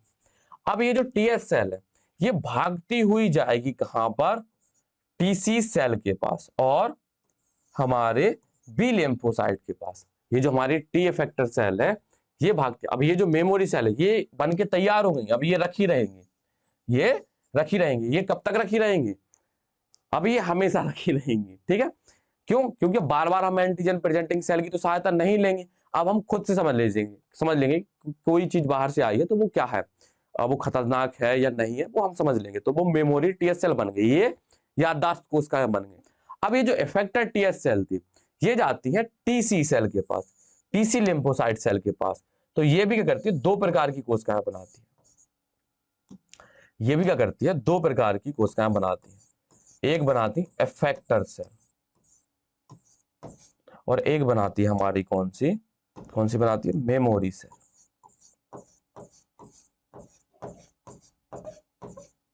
ठीक है, और ये जो हमारा टीएच सेल आया, क्या आया, टीएच सेल। टीएच सेल जाता है कहां पर, बी लिम्फोसाइट के पास। कहां जाता, बी लिम्फोसाइट या बी लसिकाडू के पास। तो ये बनाती है एंटीबॉडी, इनको एक्टिवेट करता है। ये क्या करता है, इनको सक्रिय करने का काम करता है। किसको, बी लिम्फोसाइट को ये करता है, सक्रिय करता है। सक्रिय करने के बाद जो हमारे बी लिम्फोसाइट है, ये क्या करता है, कई सारी प्रतिरक्षी बनाता है। प्रतिरक्षी या एंटीबॉडी का निर्माण करता है। इतना क्लियर। अब इनके नाम लिखते हैं थोड़ा। ये मान लीजिए कौन सी है, प्रभावी कोशिकाएं। प्रभावी कोशिका, आपको बहुत कोशिश कर रहे हैं कि आपको समझ में आ जाए। ठीक है, ये प्रभावी कोशिकाएं होती, कौन सी प्रभावी कोशिकाएं, टीसी प्रभावी कोशिकाएं। ठीक है, और ये कौन सी होती हैं, याददाश्त कोशिकाएं या मेमोरी सेल बोल देते हैं इसको सीधा अंग्रेजी में। अब मेमोरी तो आप समझते हो, मेमोरी का मतलब क्या होता है, मेमोरी सेल। कौन सी, टीसी सेल। अब देखो, इन्फेक्शन 2 जगह पर होता है, या एंटीजन हमारे 2 जगह पर पाए जाते हैं। देखो कहां कहां पाए जाएंगे, एक तो पाए जाएंगे हमारे कहां पर, एक पाए जाएंगे हमारे ब्लड में, एक हमारी कोशिकाओं में। तो जो हमारी संक्रमित कोशिकाएं होती हैं, उन संक्रमित कोशिकाओं को खत्म करने का काम होता है इनका। ये क्या करती हैं, संक्रमित कोशिकाओं को क्या करती है, खत्म करती है। संक्रमित कोशिकाओं को खत्म करती है। ये करती है संक्रमित कोशिकाओं को करती है, खत्म करती है। ठीक है, और ये जो मेमोरी सेल है ये बनी रहेंगी, ये तैयार होकर के रखी हैं, ये क्या कर रही है, इंतजार करेंगे कि जब अगली बार कोई चीज आएगी तो हम उसको अगली बार खत्म कर देंगे। ठीक है, और अब हमारे ये जो बी लिम्फोसाइट था इसने बनाई थी एंटीबॉडी, एंटीबॉडी या प्रतिरक्षी बनाई थी। इसने क्या बनाई थी, हमारी प्रतिरक्षी या एंटीबॉडी। अब एंटीबॉडी या प्रतिरक्षी ये काम करती है ब्लड में, तो ब्लड में जो भी या रुधिर में जो भी क्या है हमारे प्रतिजन या रोग कारक उपस्थित है तो उनको ये खत्म करने का काम करते हैं। समझ में आया हमारे लसिकाणु काम कैसे करते हैं। सबसे पहले ये जो यहाँ पर है ये क्या है, कोई भी पैथोजन मान लीजिए। ठीक है, इस पैथोजन को समझा किसने, हमारे एंटीजन प्रेजेंटिंग सेल उपस्थित होती है। ठीक है, वो एंटीजन प्रेजेंटिंग सेल भागती भागती कहां जाती है, हमारे टी लिम्फोसाइट या टी लसिकाणुओं के पास। समझे आप, वो टी लसिकाणुओं के पास जाती है और उन्हें कहती है कि देखो भाई बाहर से आक्रमण हुआ है, आप सतर्क हो जाओ। तो टी हेल्पर सेल क्या करती है, देखो इसके बस में नहीं होता, ये नहीं खत्म कर पाती, ये क्या करती है भागती भागती जाती है और कहां जाती है, पहले तो संख्या बढ़ाएगी अपनी। क्यों, ये संख्या क्यों बढ़ाती है कि कुछ इस दिशा में जाए कुछ इस दिशा में जाए, मतलब जल्दी इंफॉर्मेशन पहुंच जाए। समझे, एक ही व्यक्ति बार बार सब कहीं जाएगा तो वो टाइम लगेगा, तो ये अपनी संख्या बढ़ाती है और संख्या बढ़ा करके ये दो भागों में बढ़ जाती है के हिसाब से। एक होती है memory T cell, memory T helper cell, helper मतलब होता है सहायक। तो ये करती हैं रख जाती हैं बंद करके, जब अगली बार आएगा तो वो पहचान लेगी, तुरंत सबको बता देगी कि देखो भाई अब आ रहा है वो। और कुछ बनती है इफेक्टर कोशिकाएं या प्रभावी कोशिकाएं। अब ये जो प्रभावी कोशिकाएं होती हैं ये करती हैं दो काम करती हैं, एक तो बी लसिकाणुओं को सक्रिय करता है, शुरुआत में ही बताया था कि जो टी लसिकाणु होते हैं वो प्रतिरक्षी की बनने में सहायता करते हैं, बनाते नहीं है, सहायता करते। सहायता कैसी करी, इसने जाकर के बी लिम्फोसाइट को सक्रिय कर दिया, इसने कह दिया कि देखो भाई आक्रमण हुआ है, आप प्रतिरक्षी या एंटीबॉडी बना लीजिए। कितना क्लियर है। और दूसरा काम करती है कहां पर, टीसी सेल के पास। ये कौन सी होती है, हमारी टी लिम्फोसाइट साइटोकाइन होती है। ये क्या करती हैं, संक्रमित कोशिकाओं को खत्म करने का काम करती है। अब ऐसा तो है नहीं है कि सब कोशिकाएं जितनी बनी थी वो सब संक्रमित कोशिकाओं को खत्म करेंगे, कुछ कोशिकाएं बच जाती हैं और याददाश्त या मेमोरी सेल के रूप में सुरक्षित रहती हैं कि अगली बार जब आएगा तो हमें किसी की जरूरत नहीं पड़ेगी, हम खुद पहचान के खत्म कर देंगे। इतनी ये दुनियादारी की प्रोसेस ना हो इसलिए क्या होती है, हमारी मेमोरी सेल बन जाती है। ठीक है, अब ये मेमोरी सेल देखो मान लीजिए इससे बच जाए, एंटीजन प्रेजेंटिंग सेल नहीं समझ पाया, इसने नहीं भी समझ पाया, इसने नहीं बच गया, तो कहीं ना कहीं यहां आकर के तो फंसेगी। ठीक है, जब नहीं फंस पाती है तो आप रोग हो जाते हैं आपको। जब इन सब चीजों से बच करके निकल जाता है तो वो क्या होता है, तुम्हें रोग हो जाता है। तो क्या होता है, हमारा मेमोरी सेल बनती है। मेमोरी सेल क्या करती है, याद वाली कोशिकाएं होती है, ये याद रखती हैं कि इसने हमें ये रोग किया था। और प्रभावी कोशिकाएं क्या करती हैं, संक्रमित कोशिकाओं को खत्म करने का काम करती है। इसके अलावा ये बनती है हमारी एंटीबॉडी। एंटीबॉडी क्या करती है, जितने भी रुधिर में बाहर से रोग कारक या प्रतिजन या एंटीजन आए हैं उनको खत्म करने का काम ये करता है।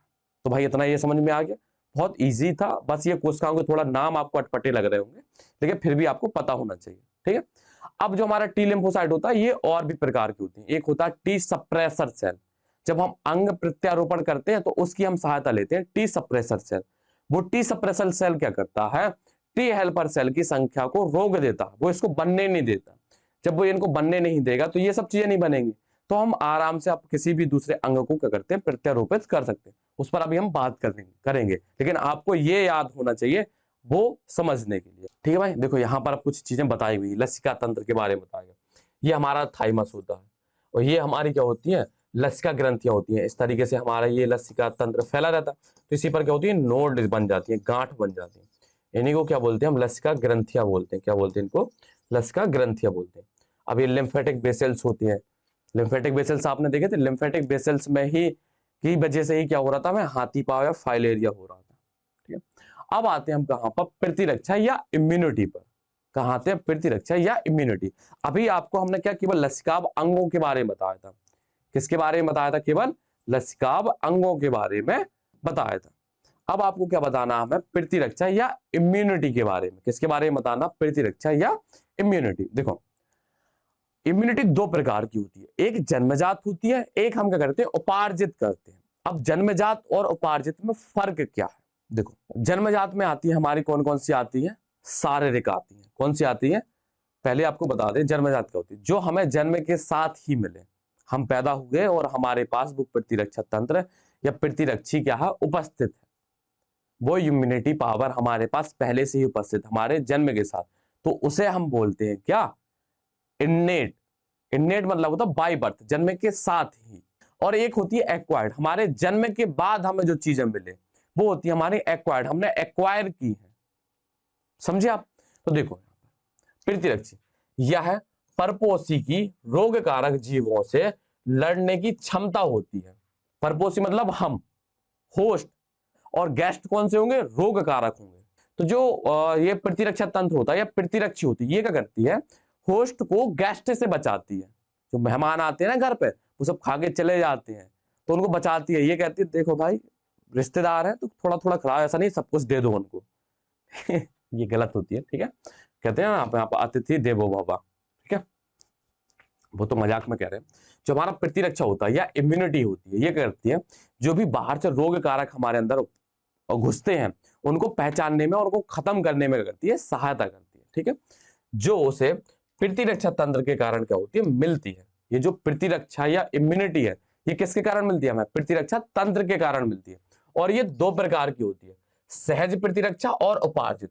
सहज मतलब जो हमें जन्म से मिली, उपार्जित जो हमने उपार्जित की है, एक्वायर्ड। उपार्जित शब्द आपको हमने विकास में भी पढ़ाया था, एवोल्यूशन में। देखो जन्मजात लिखा भी है, सहज या जन्मजात प्रतिरक्षा। सहज प्रतिरक्षा एक प्रकार की अविशिष्ट रक्षा। देखो अब अविशिष्ट शब्द मिल गया तो थोड़ा फिर से समझा दें।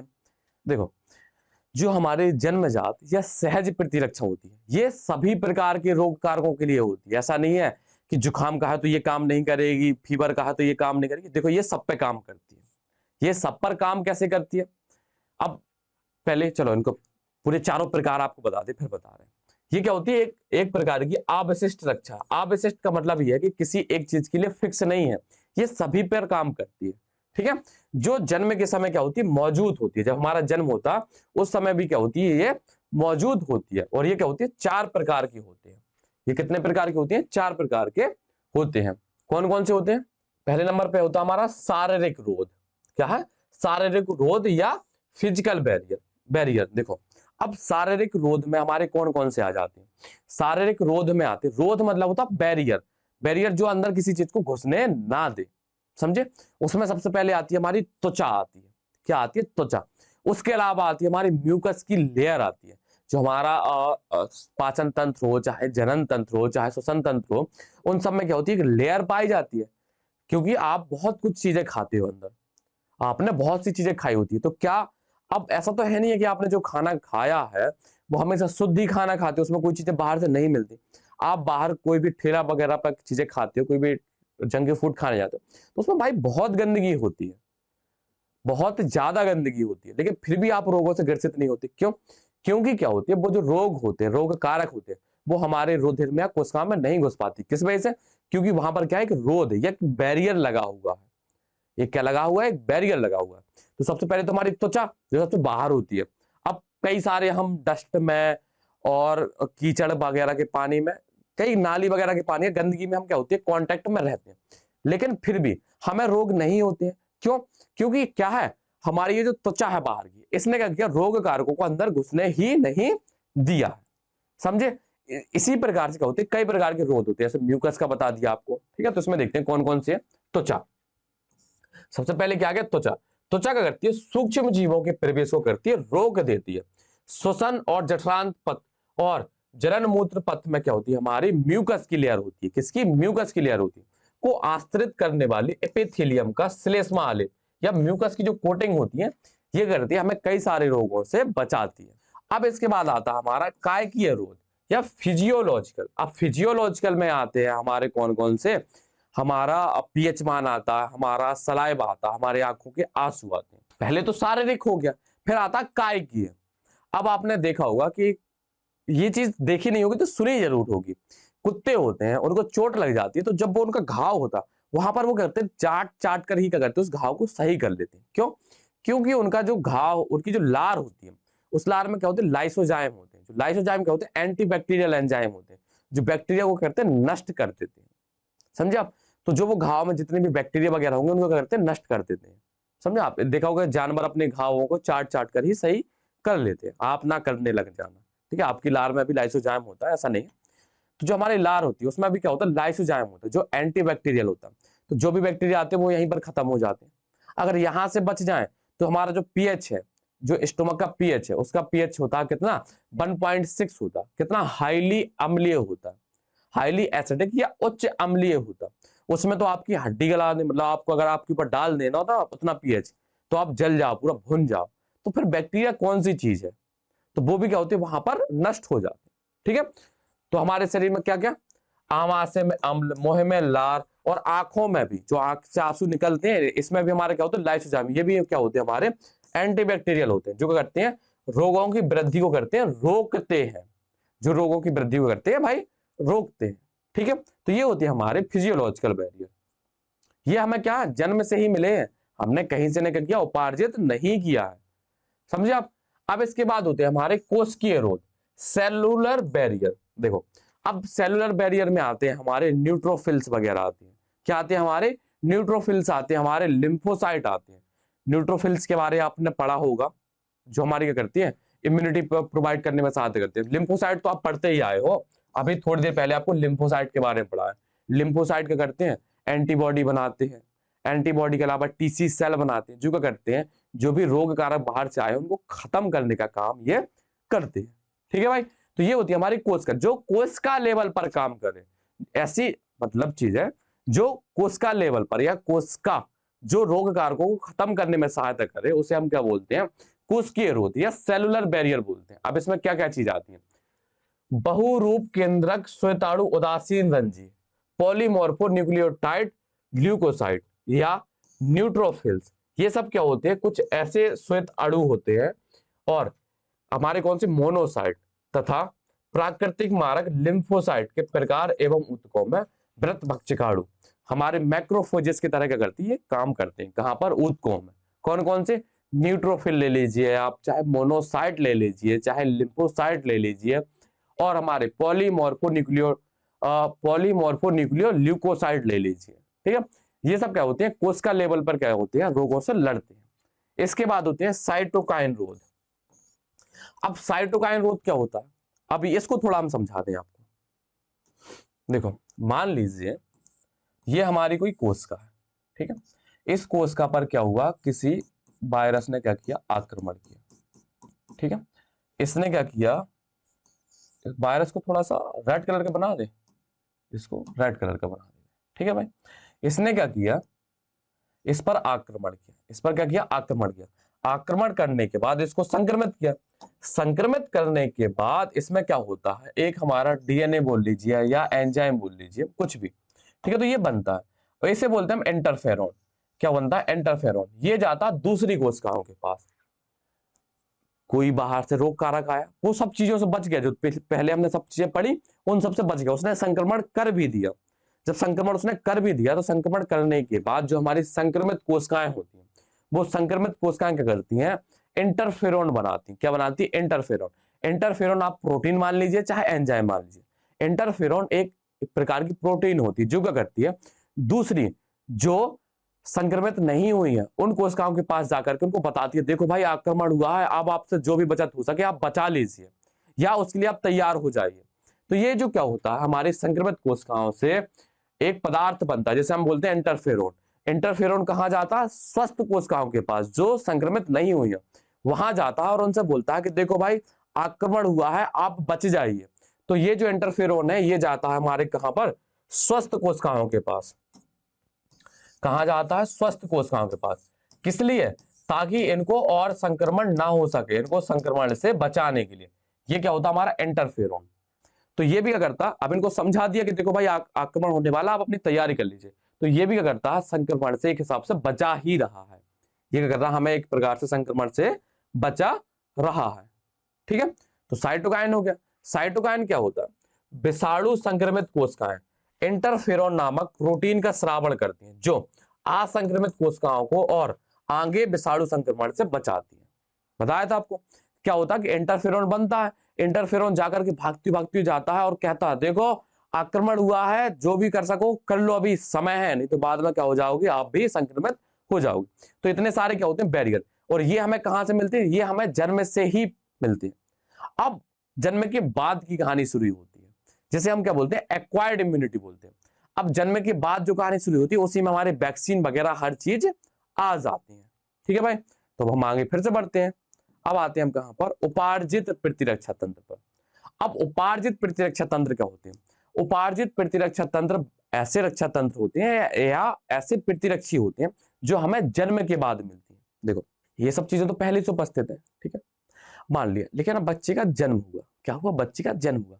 अब बच्चे का, जब बच्चा स्टोमक में रहता है तब तो उसे बहुत सारी बीमारी नहीं होती है, ब्लड से ही आती है माता से, तो ब्लड से ही आती है तो बहुत ज्यादा नहीं पहुंच पाती, लेकिन फिर भी उस हिसाब से वो तैयार रहता है। ठीक, उसका जन्म होगा, जन्म होने के बाद उसे भांति भांति के रोग क्या होंगे, रोग कारक उसे घेरेंगे, भांति भांति के रोग उस पर क्या करेंगे, आक्रमण करेंगे।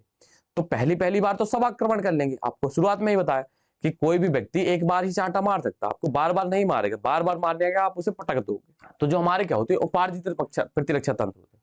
हाँ, वो आपको विशिष्ट और अविशिष्ट में फर्क बताना भूल गए। देखो हमारे जो जन्मजातीय सहज प्रतिरक्षी होते हैं वो कैसे होते हैं, अविशिष्ट होते हैं। अब इसका मतलब क्या है, अविशिष्ट का मतलब ये है कि ऐसा नहीं है कि वो केवल विषाणु के लिए बस है, या वो केवल बैक्टीरिया बस के लिए है, या केवल वो प्रोटोजन, बाहर से कोई भी कण अगर अंदर प्रवेश कर रहा है तो उस पर वो उतने ही प्रकार से काम करेगा, जितना वो विषाणु पर काम करेगा उतना ही वो किस पर काम करेगा, जीवाणु पर काम करेगा। ठीक है, वो सबके लिए बराबर है, वो सबके लिए बराबर। लेकिन जो हमारे एक्वायर्ड या उपार्जित प्रतिरक्षा तंत्र होता है, ये क्या होता है, स्पेसिफिक होता है, ये फिक्स होता है।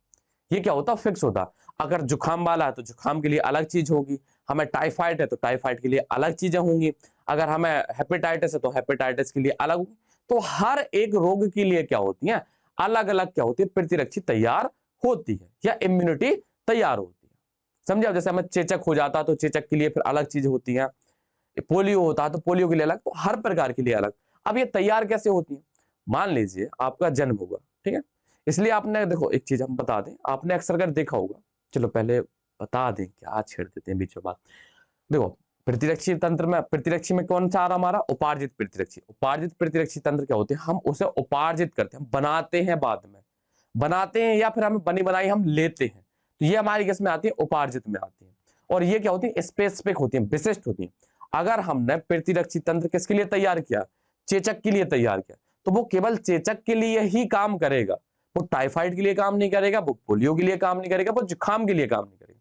अगर हमने जुकाम के लिए कोई चीज दवा ली है या उसके लिए हमने कोई प्रतिरक्षी तैयार की है, तो वो केवल जुकाम के लिए काम करेगा, ना कि आपके किसके लिए, टाइफाइड के लिए, हेपेटाइटिस, मलेरिया, इन सब चीजों के लिए नहीं काम करेगा। वो केवल उसी रोग के लिए काम करेगा जिसके लिए हमने उसे तैयार किया है। समझे आप, इसलिए जो छोटे बच्चे होते हैं जब वो घूमते हैं तो वो रोगों से ग्रसित होते हैं, जब रोग से ग्रसित होते हैं तो वो हर प्रकार के रोग के लिए कहते हैं क्या होते हैं, तैयार हो जाते हैं। इसलिए आपने अक्सर कर देखा होगा कि जो गांव साइड के बच्चे होते हैं या स्लम एरिया के जो बच्चे होते हैं, जो बहुत ही गरीब परिवार से थे, मतलब गंदगी वगैरह में फैल घूमते फिरते रहते हैं, उन्हें शुरुआत में तो बीमारी होंगी, लेकिन जब वो बच्चे बड़े हो जाते हैं फिर उन्हें वो बीमारी नहीं होती। क्यों, क्योंकि उनका जो शरीर है वो हर प्रकार के रोगों से लड़ चुका है, उनके अंदर हर प्रकार की प्रतिरक्षी तैयार है या एंटीबॉडी तैयार है। अब जब बड़े होते हैं वो, अगर उन्हें वही प्रकार का फिर से रोग उनके पास आएगा, रोग कारक, तो उनको खत्म कर देंगे। इसलिए आपने देखा होगा कि जो धूल मिट्टी में बच्चे ज्यादा घूमते फिरते रहते हैं उन्हें रोग जल्दी नहीं होते हैं बड़े में, तो वो बड़े हो जाते हैं। और जो बच्चे बहुत हाइजीन मेंटेन करके रहते हैं या एसी, मतलब ऐसे माहौल में रहते हैं जहां पर उन्हें शुरुआत में वो रोग कारक मिले ही नहीं, जब शुरुआत में उनसे कोई रोग कारक कांटेक्ट में नहीं आए, तो वो कहीं ना कहीं बाद में बीमार तो होने ही होने हैं। इसलिए आपने बूढ़े बुजुर्गों के मुंह से सुना होगा कि आजकल के बच्चे बहुत जल्दी बीमार हो जाते हैं। क्यों हो जाते बीमार, क्योंकि पहले के बच्चे क्या होते थे, वही धूल मिट्टी में खेल रहे बराबर, सब कुछ कर रहे हैं, तो वो हर प्रकार के रोग कारकों से परिचित हो जाते थे, उनका जो शरीर होता था हर प्रकार के रोग कारकों से क्या होता, परिचित हो जाता था। तो जब वो बड़े होते हैं तो उनसे वही रोग जब रोग कारक आकर के मिलेगा तो उसको वो उठा करके पटक देते थे। समझे आप, तो देखो यहां पर इसके बारे में बताते हैं। देखो ये काम करता कैसे, पहले ये और समझ लीजिए। देखो मान लीजिए ये कोई व्यक्ति है, ठीक है, इसमें मान लीजिए कोई एक बैक्टीरिया आया, ठीक है, कोई एक बैक्टीरिया वायरस आया, ठीक है। अब ये जो बैक्टीरिया या वायरस है ये किसका है, मान लिया हमने जुकाम का है, किसका, जुकाम। लेकिन वैसे जुकाम तो नॉर्मली सबको होता रहता है बार बार, उसका भी अभी रीजन आपको बता रहे हैं, ठीक है। मान लीजिए ये किसका है, टाइफाइड का ले लिया हमने, किसका ले लिया, टाइफाइड, पोलियो, चेचक का ले लिया, क्या ले लिया ना, चेचक का। अब ये आया इस व्यक्ति, ये क्या आया, इस व्यक्ति के पास आया, ये आया, इसने इसको रोग कर दिया। पहली बार में क्या था, ये व्यक्ति इससे परिचित नहीं था, किससे, इस रोग से ये परिचित नहीं था, इसने भाई रोग कर दिया। तो ये रोग करता कैसे है, एंटीजन प्रेजेंटिंग सेल ने इसको समझा, जल्दी जल्दी भागती हुई कहाँ गई, कहाँ गई, हमारे टी हेल्पर सेल के पास। जब तक वो पूरी प्रोसेस होती है तब तक ये अपना प्रभाव दिखा लेती है, लेकिन फिर भी क्या होती है, ऐसा तो है नहीं है कि एक बार आपको रोग होता है तो वो कई सालों तक बना रहता है, वो कहीं ना कहीं अंत में जाके खत्म होता है ना। वो खत्म कैसे होता है, मान लीजिए ये रोग कारक इस व्यक्ति के अंदर आया, ठीक है, आया, एंटीजन प्रेजेंटिंग सेल ने जल्दी से इसको समझा कि भाई देखो रोग आया, बीमारी होगी, तो ये भागती हुई गई कहां पर, टीएस सेल के पास। कहां गई, टीएस सेल के पास। तो टीएस सेल ने जल्दी से अपनी संख्या बढ़ाई, कुछ संख्या क्या बनी, मेमोरी सेल बन गई, कुछ कैसी बन गई, इफेक्टर बन गई, या प्रभावी कोशिकाएं बन गई। उसमें से प्रभावी कोशिकाएं, कुछ प्रभावी कोशिकाएं कहां गई, लिम्फोसाइट के पास। कौन सी लिम्फोसाइट, बी लिम्फोसाइट के पास। और कुछ गई हमारी कहां पर, टीसी लिम्फोसाइट के पास। तो बी लिम्फोसाइट के पास जाकर के उसने बी लिम्फोसाइट को एक्टिवेट किया और उसने क्या बनाई, एंटीबॉडी बना ली, किसके लिए, इस रोग के कारक के लिए। ये जो रोग कारक आया है, इस रोग कारक के लिए क्या बन गई, एंटीबॉडी, एंटीबॉडी बन गई। कुछ क्या हो गई, मेमोरी में बदल गई, कुछ प्रभावी में। अब जो प्रभावी वाली है वो इसके ऊपर आक्रमण करेंगी, ठीक है। और हमारी टीसी सेल थी, क्या थी, टीसी सेल। टीसी सेल ने भी दो प्रकार की बना ली, एक ने प्रभावी, एक मेमोरी। जो मेमोरी वाली है वो सब क्या होती है, संग्रहित हो जाती है, रख जाती है वो, ठीक है। और प्रभावी इसके ऊपर आक्रमण करेंगी, तो आक्रमण करके इसको खत्म कर देंगे। लेकिन जो हमारी मेमोरी है वो रखी है हमारे शरीर में। अब जब ये दोबारा आएगा तो अब ये रोग नहीं कर पाएगा, अब इनके ऊपर होगा अटैक, इकट्ठा। क्यों, क्योंकि पहले से ही क्या है हमारे पास एंटीबॉडी और टीसी सेल क्या है, तैयार बैठी है कि अगर अब ये आया तो अब ये बच के नहीं जाएगा, समझे आप। तो इसी प्रकार से हमारा क्या होता है, उपार्जित जो प्रतिरक्षी है वो काम करता है। हर बार एक एक रोग जैसी कांटेक्ट में आता है तो उसके लिए एंटीबॉडी तैयार हो जाती है, समझे आप। अब इसके बाद आपको हम क्या बताएंगे, अपनी वैक्सीनेशन की प्रोसेस भी बताएंगे। तो आपको ये समझ में आएगा प्रतिरक्षी, प्रतिरक्षी काम कैसे करता है। कि कोई रोग हमारे अंदर आया, रोग कारक, उसने पहली बार हमें रोग कर दिया, लेकिन उसके लिए हमारे शरीर ने क्या कर ली, तुरंत क्या कर ली, मेमोरी कोशिकाएं तैयार कर ली, एंटीबॉडी तैयार कर ली, कि जब ये अगली बार आएगा तो अब अगली बार ये बच के नहीं जाएगा, इसको हम क्या करेंगे, खत्म कर देंगे, समझे आप। तो इस प्रकार से क्या होता है, हमारा उपार्जित प्रतिरक्षा तंत्र काम करता है। देखो भाई, अब इसमें जो भी कोई एक नया शब्द मिलेगा उसको भी हम बता देंगे। उपार्जित प्रतिरक्षा रोगजनक विशिष्ट है। रोगजनक विशिष्ट मतलब, अब ये जो रोग कारक आया था, ये जो रोग कारक आया था, इसके लिए जो एंटीबॉडी बनी है वो केवल इसी पर काम करेंगी। अब ऐसा नहीं कि एंटीबॉडी बन गई तब कोई भी आ रहा सबको मारते जा रहे, नहीं। अगर यही फिर से आया तो इस पर काम करेगी, वो क्या होंगी, विशिष्ट हो गई, केवल वो इसी को मारेंगे, समझे आप। अगर हमारा ये वाला आ जाए रोग कारक, तो अभी जो पहले एंटीबॉडी बनी थी वो इस पर काम नहीं करेंगी, ये फिर से हमें क्या करेगा, रोग कर देगा, ये हमें फिर से रोग कर देगा, समझे। इसके लिए जब एक बार ये रोग करेगा तो इसके लिए एंटीबॉडी तैयार हो जाएंगे, समझे आप। जैसे आपके 5 मित्र हैं, ठीक है, आप अभी उनको सब अच्छा समझ रहे थे, ठीक है। एक पहला तुम्हारा मित्र आया रमेश, उसने आपकी बार चांटा मार दिया, तो आपकी दुश्मनी रमेश से है ना, आप रमेश के प्रति सजग हो जाएंगे, सुरेश से तो नहीं होंगे। अब फिर सुरेश आए, सुरेश भी आपको मार के चला जाए तो आप सुरेश से समझ जाएंगे कि ये भी बदमाश है। इस प्रकार से हर बार, अब अगर वो दोनों साथ में आ जाएंगे तो अब आप दोनों को निपटा दोगे, आ रहा समझ में। यही होता है किसके साथ, हमारे एंटीबॉडी के साथ। हमारी जो प्रतिरक्षी मान लीजिए आप, और एंटीजन मान लीजिए आपके मित्र जो आपको परेशान करते हैं या आपको तंग करते हैं, ठीक है। तो वो इतना क्लियर हो गया। इसी प्रकार से जो हमारे एंटीजन होते हैं वो भी तो हमें परेशान ही करते हैं, हमारे जो सिस्टम है उसको परेशान करते हैं कहीं ना कहीं। तो ये क्या होते हैं, विशिष्ट होते हैं, जो जीवन काल के दौरान क्या होते हैं, बनते हैं, जो क्या होते हैं, जीवन काल के दौरान क्या होते हैं, बनते हैं। इसका अभिलक्षण, इसका जो मेन मुद्दा है वो किस पर काम करता है, स्मृति पर, मेमोरी पर काम करता है। इसका अर्थ यह है कि हमारे शरीर का जब पहली बार किसी रोगजनक से सामना होता है तो यह एक अनुक्रिया करता है, जिसे हम क्या बोलते हैं, निम्न तीव्रता की प्राथमिक अनुक्रिया। जो पहली हमारी अनुक्रिया होती है बहुत स्लो होती है, क्यों, क्योंकि हम उससे परिचित नहीं होते। लेकिन जब दूसरी बार होती है तो हमारी पूरी एंटीबॉडी, पूरी टी सेल इकट्ठा आक्रमण करती है और उसको खत्म कर देती है। बाद में उसी रोगजनक से सामना होने पर बहुत ही उच्च तीव्रता की क्या होती है, द्वितीयक या पूर्ववृत्तीय या एनएमनेस्टिक अनुक्रिया होती है। ठीक है, प्राथमिक और द्वितीयक प्रतिरक्षा अनुक्रिया हमारे शरीर के रक्त में मौजूद दो विशेष प्रकार के लिम्फोसाइट द्वारा होती है। जो हमारी प्राथमिक और द्वितीयक जो क्या होती है, हमारी प्रतिरक्षा अनुक्रियाएं होती है या इम्यून रिस्पॉन्स होता है, वो रक्त में उपस्थित किसके द्वारा होता है, लिम्फोसाइट के द्वारा होती है। अब ये क्या होती है, दो प्रकार की होती है। कौन कौन सी, बी लसिकाणु और टी लसिकाणु। इनके बारे में आपको बहुत अच्छे से बता दिया। जो बी लसिकाणु होती है, ये क्या होती है, हमारे रक्त में प्रोटीन की सेना उत्पन्न करती है। एंटीबॉडी एक प्रकार से प्रोटीन ही होती है, वो करती है प्रोटीन की सेना उत्पन्न करती है ताकि वे रोग जनकों से लड़ सके। ये प्रोटीन प्रतिरक्षी एंटीबॉडी कहलाती है। ये जो प्रोटीन है वो क्या कहलाती है, प्रतिरक्षी कहलाती है या एंटीबॉडी कहलाती है। और ये जो टी लिम्फोसाइट होता है, ये क्या करता है, बी लिम्फोसाइट या बी कोशिकाओं के बनने में सहायता करता है। देखो अब यहां पर क्या बताया गया, हमारा एंटीबॉडी का डायग्राम दिया गया। किसका डायग्राम दिया गया, एंटीबॉडी। अब एंटीबॉडी में क्या होती है, हमारी चार प्रकार की चेन होती है। दो बड़ी चेन होती है, दो छोटी चेन होती है। आप इस डायग्राम में देख रहे हैं, ये वाली क्या है, छोटी चेन है, ये वाली क्या है, बड़ी चेन है। तो दो, एक एंटीबॉडी हमारा ये, तो एक एंटीबॉडी में दो हमारी कौन सी है, बड़ी हैवी चेन है, और क्या है, दो हमारी छोटी है, लाइट चेन है। ठीक है, इनके बीच में क्या होता है, डाइसल्फाइड बॉन्ड पाया जाता है। देखो ये क्या है, डाइसल्फाइड बॉन्ड है। क्या है इनके बीच में, क्या है हमारा, ये डाइसल्फाइड बॉन्ड पाया जाता है। ठीक है, अब यहां पर आप देख रहे होंगे प्रतिजन बंधक स्थल। प्रतिजन बंधक स्थल मतलब जो हमारी एंटीबॉडी है, इन खांचों में आकर के क्या होता है, हमारा एंटीजन क्या होता है, फंसता है। तब वो जाकर के उसको हमें समझ में आता है कि देखो भाई ये रोग करता है, और उसको वो करते खत्म कर देते हैं। जब हमारा क्या बोलते हैं, एंटीजन आता है और इनमें फंसता है।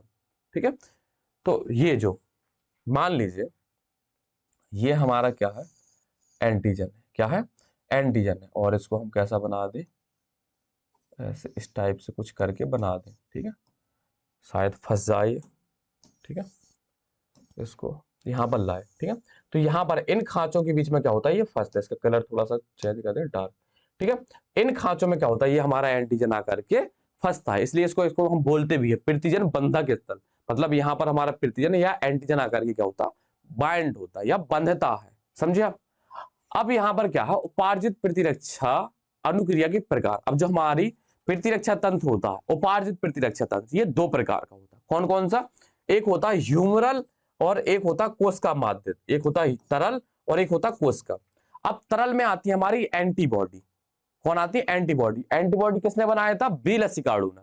और कोशिका वाले में कौन सी आती है, हमारी टीसी कोशिकाएं। आपको शुरुआत में ही बताया था मैंने कि जो हमारा टी लिम्फोसाइट होता वो क्या करता है, पहली बात तो वो बी लसिकाणुओं को एंटीबॉडी बनाने के लिए सहायता प्रदान करता है या उनको एक्टिवेट करता है, सक्रिय करता है। इसके अलावा वो क्या करता है, टीसी सेल भी बनाता है।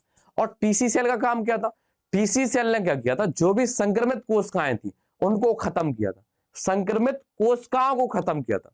लेकिन एंटीबॉडी क्या करता है, जो भी रुधिर में जो भी अशुद्धियां उपस्थित हैं या जो भी बाहर से रोग कारक ब्लड में उपस्थित है, उनको खत्म करने का काम करता है। देखो इनके नाम से पता चला, तरल क्या होता है, हमारा ब्लड होता है। ठीक है, कोशिका तो कोशिका होती है भाई। ठीक है, तो तरल या कोशिका में क्या, सॉरी, ब्लड में क्या उपस्थित होता है, हमारा एंटीबॉडी उपस्थित होती है। और एंटीबॉडी किसने बनाई थी, बी लिम्फोसाइट ने बनाई थी। ठीक है, इसके बाद होता है कोशिका माध्यित प्रतिरक्षा अनुक्रिया, सेल मेडिएट इम्यूनिटी रिस्पॉन्स होता है। ठीक है, या इम्यून रिस्पॉन्स। तो ये जो कोशिकाएं होती हैं, ये किसने बनाई थी, हमारी टी लिम्फोसाइट ने टीसी सेल बनाई थी। क्या बनाई थी, टीसी सेल। तो ये क्या करती है, संक्रमित कोशिकाओं को खत्म करने का काम करती है। किसको खत्म करने का काम करती है, संक्रमित कोशिकाओं को। तो जो हमारी टीसी सेल होती है, ये क्या करती हैं, जो भी संक्रमित कोशिका, जैसे मान लीजिए, देखो आपको इसको डायग्राम के थ्रू बता रहे हैं। ये क्या है, ये पूरा एक ऊतक है। ठीक है, और ये हमारी वो ऊतक हो गया हमारा, और ये हमारी रुधिर वाहिनी है। ये हमारी क्या, रुधिर वाहिनी। ठीक, अब क्या हुआ, किसी वायरस ने, वायरस को थोड़ा सा अच्छा बना ले, हर बार बुरा बना देते। ये मान लीजिए वायरस है। ठीक है, अब इस वायरस ने, मान लीजिए इसकी थोड़ा सा कॉपी कर ले। ठीक है, मान लीजिए वायरस है। ठीक है, अब इसमें से ये दो वायरस है, ये क्या हो गया, हमारे कहाँ पहुंच गई है, ब्लड में है। ये कहां पर है, हमारे ब्लड में है। और ये है हमारा कहाँ गया, किसी एक कोशिका को संक्रमित कर दिया। ठीक है, तो ये जो मान लीजिए कोशिका है, चलो ऊतक नहीं बोल रहे, इसको कोशिका बोल दिया। ये हमारी क्या है, कोई कोशिका है। अब इस पर क्या होगा, वायरस या विषाणु ने आक्रमण किया, तो ये कोशिका हमारी क्या होगी, संक्रमित हो गई। और ये हमारी किसमें, रुधिर में, ये क्या है, ये वायरस घूम रहे हैं। तो रुधिर में जो वायरस या विषाणु या बैक्टीरिया है, उनको खत्म करने का काम किसका होता है, एंटीबॉडी या प्रतिरक्षी का, जो किसने बनाई थी, हमारी बी लिम्फोसाइट ने बनाई थी या बी लसिकाणु ने। ठीक है, इसके अलावा अब ये जो कोशिका संक्रमित हो गई है, इसको खत्म करने का काम किसका होता था, टीसी सेल का होता था। शुरुआत में बताया था, सी से मतलब है सेल से ले लीजिए, और टी का मतलब होता है टी लिम्फोसाइट। ठीक है, टी का मतलब होता है थाइमस से, तो हमारी टी लिम्फोसाइट होता है, इसका परिपक्वन कहाँ होता है, थाइमस में होता है, इसलिए इसको टी लिम्फोसाइट बोलते हैं। ठीक है, अब बी से बोन मैरो नहीं होता है। ठीक है, तो हमारी ये जो टीसी सेल होती है, ये करती है संक्रमित कोशिकाओं को खत्म करती है, क्या करती है, संक्रमित कोशिकाओं को खत्म करती है। और रुधिर में जो भी अशुद्धि उपस्थित होती है, उनको खत्म करती है कौन, हमारी एंटीबॉडी या प्रतिरक्षी। देखो तरल, यह है प्रतिरक्षित माध्यम प्रतिरक्षा अनुक्रिया है। ये प्रतिरक्षी रक्त प्लाज्मा में पाई जाती है, इसलिए इसे क्या बोलते हैं, तरल प्रतिरक्षा अनुक्रिया बोलते हैं। ये तरल में पाई जाती है, ब्लड में, इसलिए इसको क्या बोल दिया हमने, तरल प्रतिरक्षा अनुक्रिया बोल दिया। ये कोशिकाओं के बीच में पाई जाती है, इसलिए कोशिका बोल दिया। ठीक है, यह है टी लसिकाणु द्वारा बाधित प्रतिरक्षा अनुक्रिया है। शरीर स्वयं और पर की कोशिकाओं में भेद करने में सक्षम होता है। जो हमारी कोशिकाएं होती हैं, वो अपने और पराये को भेद, अपने और पराये में फर्क समझती हैं, तभी तो उनको परिपक्व किया था। अगर अपने और पराये में भेद करना भूल जाए वो, तो ये जो टीसी सेल होती हैं, ये हमारी खुद की कोशिकाओं को ही खत्म कर देंगी। और ये कब कहानी बनती है, स्व प्रतिरक्षा रोग में, ऑटो इम्यून डिसऑर्डर में, आपको बताया था। उसमें क्या होती है, हमारी खुद की कोशिकाएं क्या होती है, हमें खत्म करने लगती हैं। और कोशिका माध्यमिक प्रतिरक्षा अनुक्रिया में निरोध ग्राफ की अस्वीकृति के लिए उत्तरदायी होती है। जो हम ग्राफ या ग्राफ्ट लिखना था, मैं यहाँ पर क्या लिखना था, ग्राफ्ट। ग्राफ्ट आप समझते हो, कोई भी अंग हम जब बाहर से प्रत्यारोपित करते हैं या प्रतिरोपित करते हैं, तो वो हमारे लिए ग्राफ्ट की तरह काम करता है। किसकी तरह काम करता है, ग्राफ्ट। आपने गुलाब वगैरह की कभी खेती के बारे में सुना हो, तो उसकी जो कलम हम काट के लगाते हैं कहीं पर, तो उसे ग्राफ्टिंग बोलते हैं। कलम को काटा, दूसरे गुलाब के साथ जोड़ करके लगा देते हैं, तो उसे हम क्या बोलते थे, ग्राफ्टिंग। इसी प्रकार से जब हम अंगों को क्या करते हैं, प्रतिरोपित करते हैं, ठीक है, तो उसे हम क्या बोलते हैं, निरोप या ग्राफ्ट बोलते हैं उस अंग को। इतना क्लियर है। कोई भी निरोप या प्रतिरोप लेने से पहले ऊतक मिलान और रक्त मिलान अत्यावश्यक है, और इसके बाद भी रोगी को अपने देखो आपको करते हैं, यहां समझिए। देखो आपको यहीं पर समझा दे रहे कि जो हमारा क्या होता, अंग जो हमारे ऑर्गन होते हैं, उनका ट्रांसप्लांट होता कैसे है। मान लीजिए किसी व्यक्ति की किडनी खराब है, क्या खराब है, किडनी खराब है। किडनी खराब है, तो किडनी लेने से पहले हम सबसे पहले क्या मिलाएंगे, उसका ब्लड ग्रुप मिलाएंगे। ब्लड ग्रुप मिलाने के बाद हम उसे टिश्यू और सेल का भी मिलान करेंगे। क्यों भाई, क्योंकि जो अगर हम ऐसे ही किसी का उठा करके हम लगा देंगे, तो जो हमारी टीसी सेल है, वो तो यही समझेंगे कि ये क्या है, रोग कारक है, तो उसको खत्म कर देंगे। तो हम जितने बार भी कोई अंग बाहर से लगाएंगे, तो उतने ही बार हमारी टीसी सेल क्या समझेंगी, उसे बाहर का कोई कारक समझेंगे, और उसे क्या करना, खत्म करना शुरू कर देंगे। तो इस प्रकार से तो हम अंग लगा ही नहीं पाएंगे कोई। तो हम क्या करते हैं, सबसे पहले हम रक्त मिलाएंगे, फिर ऊतक मिलाएंगे, फिर कोशिकाएं मिलाते हैं। ठीक है, जो उसके सुटेबल होती है वही हम लगाते हैं। इसके अलावा जिंदगी तमाम हम क्या करते हैं, उसे टी सप्रेसर की क्या करते हैं, इंजेक्शन या मेडिसिन देते हैं। आपको बताया था टी लिम्फोसाइट हमारी 3-4 प्रकार की होती है। टी हेल्पर सेल आपको बता दिया था, टीसी सेल बता दिया।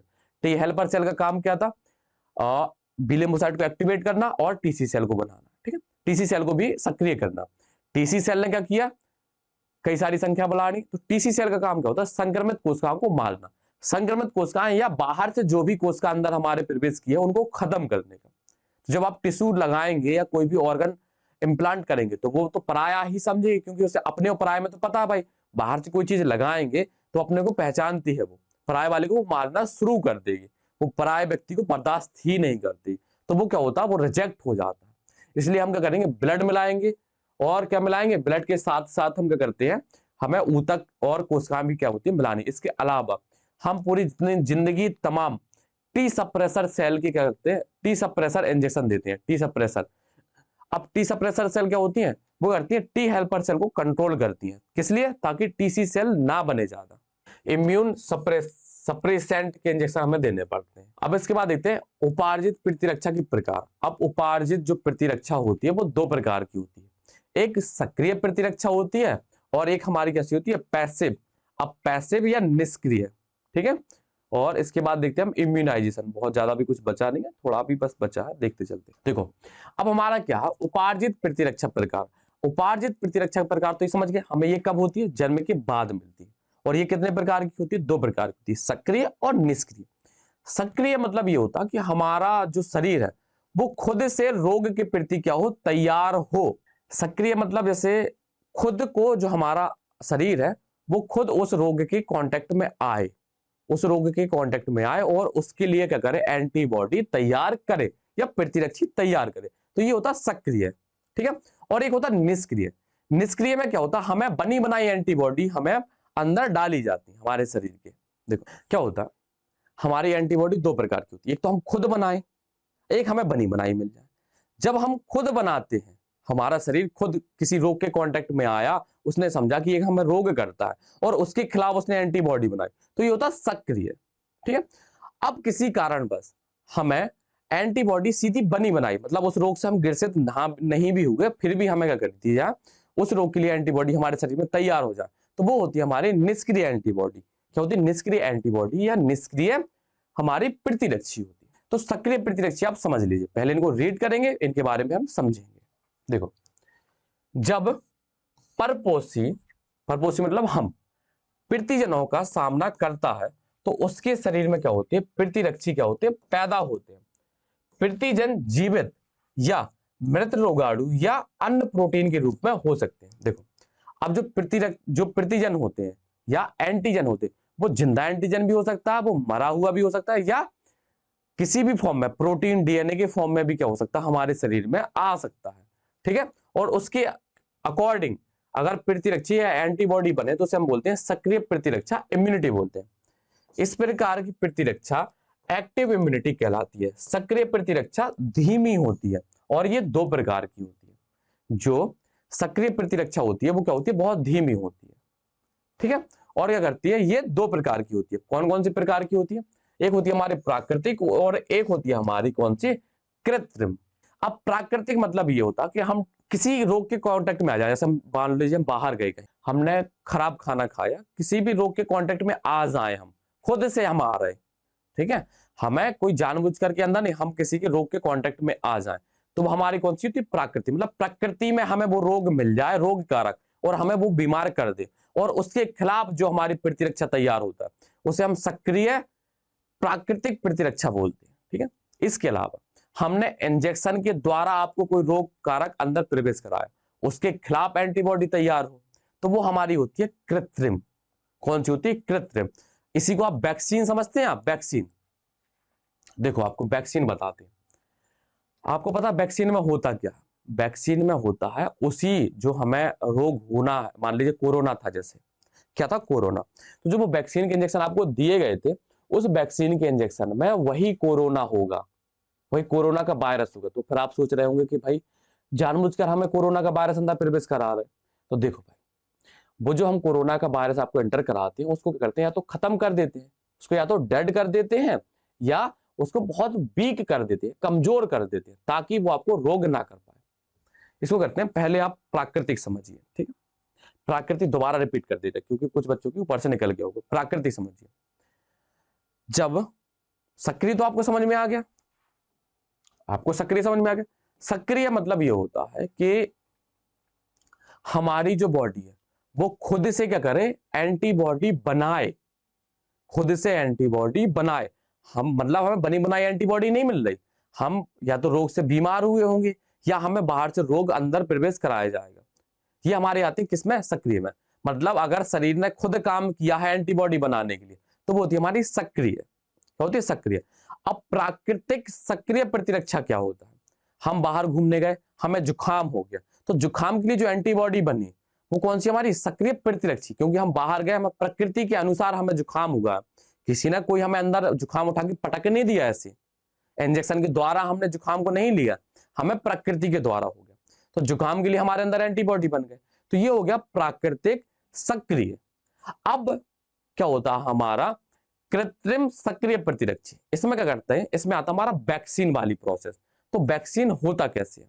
वैक्सीन में हम क्या करते हैं कि जो भी कोई हमें रोग कारक है, जैसे मान लीजिए हमने कोरोना का ले लिया एग्जांपल, ये आप अच्छे से जानते हो क्योंकि कुछ बच्चे कोरोना के पास हैं 10th के, ठीक है।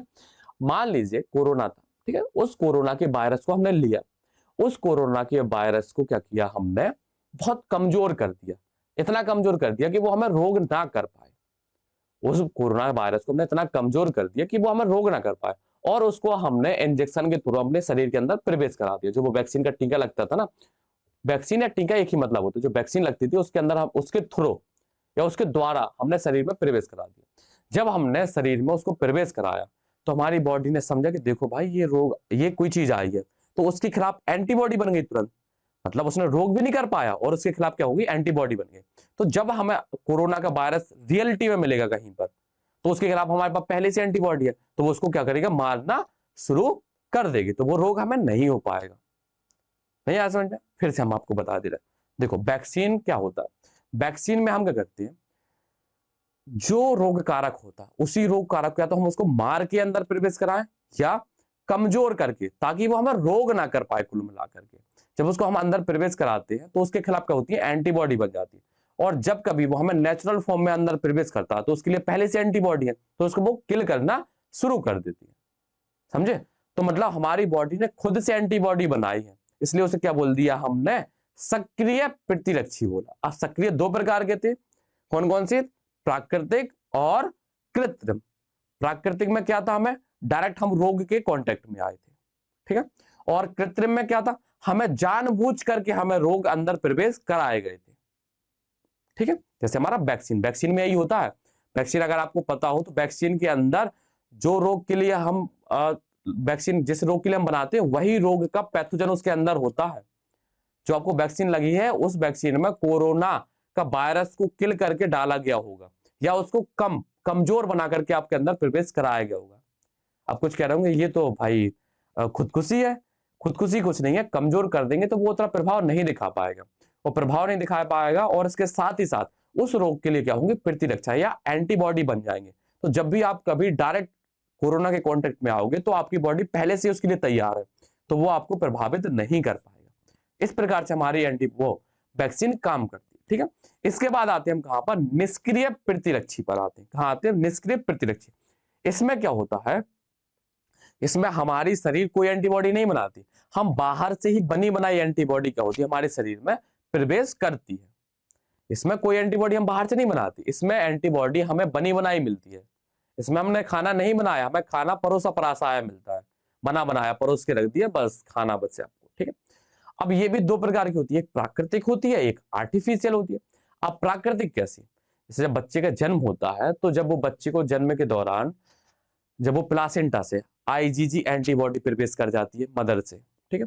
इसके बाद जब बच्चे का जन्म होता है वो दूध पीता है, कौन सा, पहले जो शुरुआत का जो दूध होता है उसमें कोलेस्ट्रम कोलेस्ट्रम होता है ना, जो कोलेस्ट्रम में क्या होता है, आईजीए एंटीबॉडी होता है। तो ये जो एंटीबॉडी होती है क्या होती है, प्राकृतिक तरीके से क्या होगी, हमारे शरीर के अंदर पहुंच जाती है। लेकिन हमने इन एंटीबॉडी को तो बनाया नहीं, हमें बनी बनाई एंटीबॉडी हमें क्या हो रही है, मिल रही है। तो इसे बोल दिया हमने निष्क्रिय प्रतिरक्षी, ठीक है।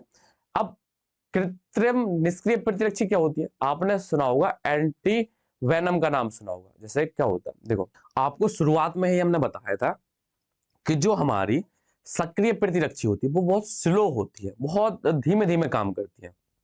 क्यों काम करती है, क्योंकि पहले रोग कारक आएगा, उसके लिए एंटीबॉडी बनेगी, फिर वो एंटीबॉडी जाकर के काम करेगी, ठीक है। तो बहुत टाइम लग जाता है। लेकिन जो हमारी निष्क्रिय प्रतिरक्षी होती है इसमें क्या होती है, ये बहुत फास्ट होती है, तेज काम करती है। क्यों, क्योंकि इसमें क्या होती है, हम पहले से ही बनी बनाई एंटीबॉडी बॉडी के अंदर प्रवेश कराते हैं। देखो किसी व्यक्ति को सांप ने काटा, किसने काटा, सांप ने।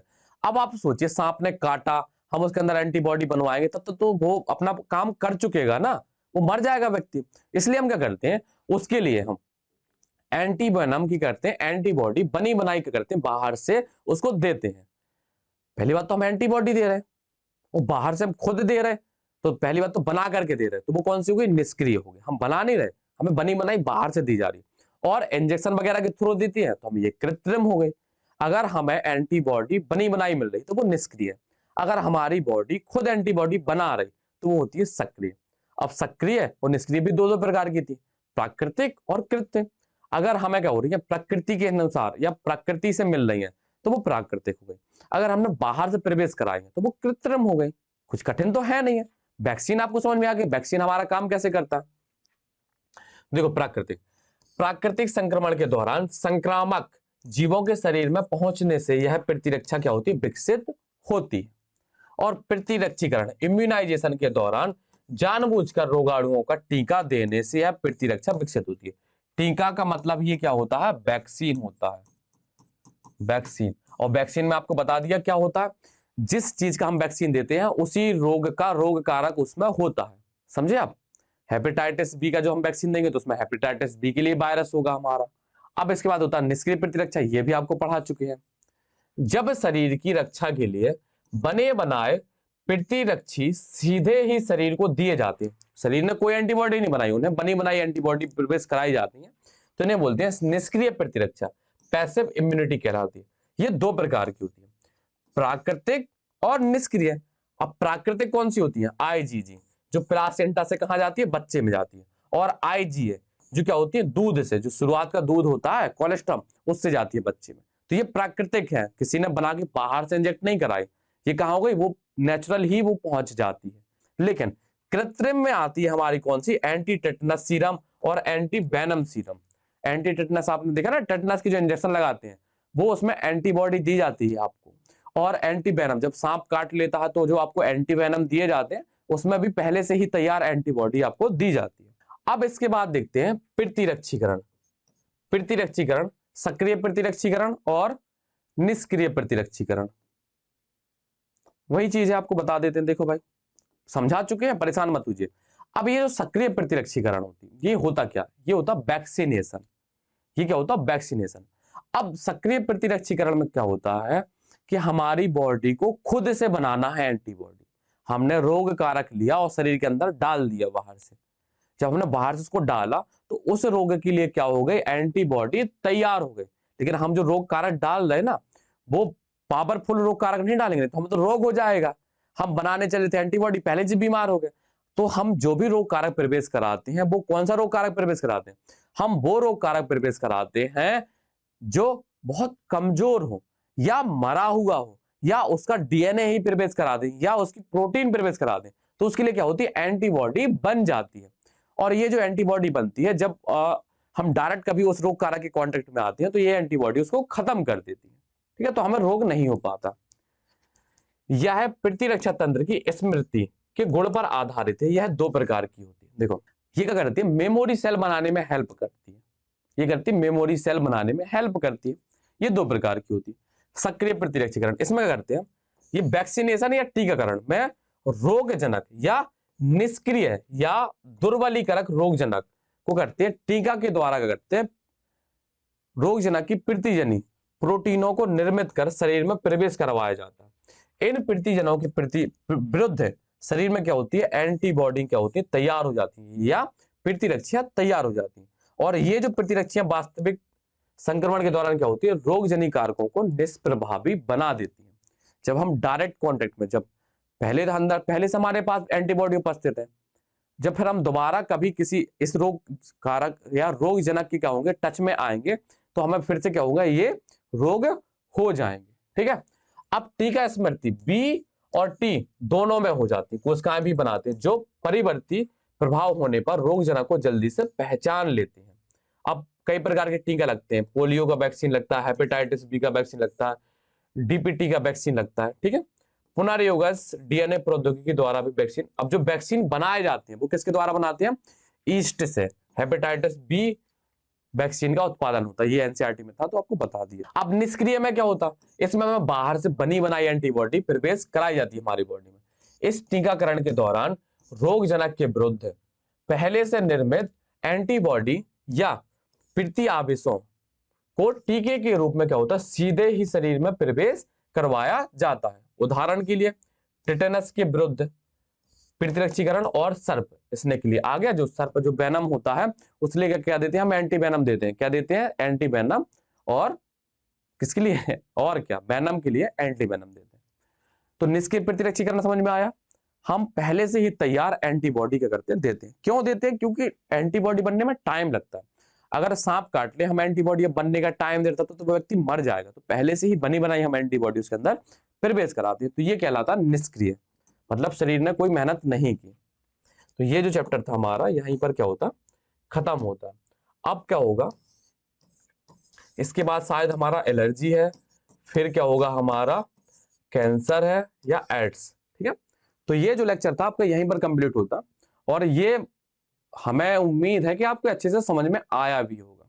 तो मिलते हैं कि अपने अगले नेक्स्ट लेक्चर में। ठीक है, अगर आपको ये समझ में आया, कहीं भी अगर नहीं आया समझ में, डाउट रह गया, तो आप जाकर के बढ़िया तरीके से कमेंट सेक्शन में जाकर के डाउट लिखिए, आपका डाउट वहां पर सॉल्व करा दिया जाएगा। ठीक है, अगर कोई भी दिक्कत है, अगर आपको समझ में आया तो इसको कमेंट लाइक कीजिए और इसको शेयर कीजिए। एक एक चीज को बहुत विस्तार से आपको बताया गया है, ऐसा नहीं है कि बहुत जल्दबाजी की है, कई बार तो चीजों को रिपीट भी किया गया। बस आप पढ़ते रहिए, स्वस्थ रहिए और मस्त रहिए, और जितना हो सके चैनल को सब्सक्राइब कीजिए और इसको सपोर्ट कीजिए। ठीक है, आपके सपोर्ट की हमें बहुत ज्यादा जरूरत है।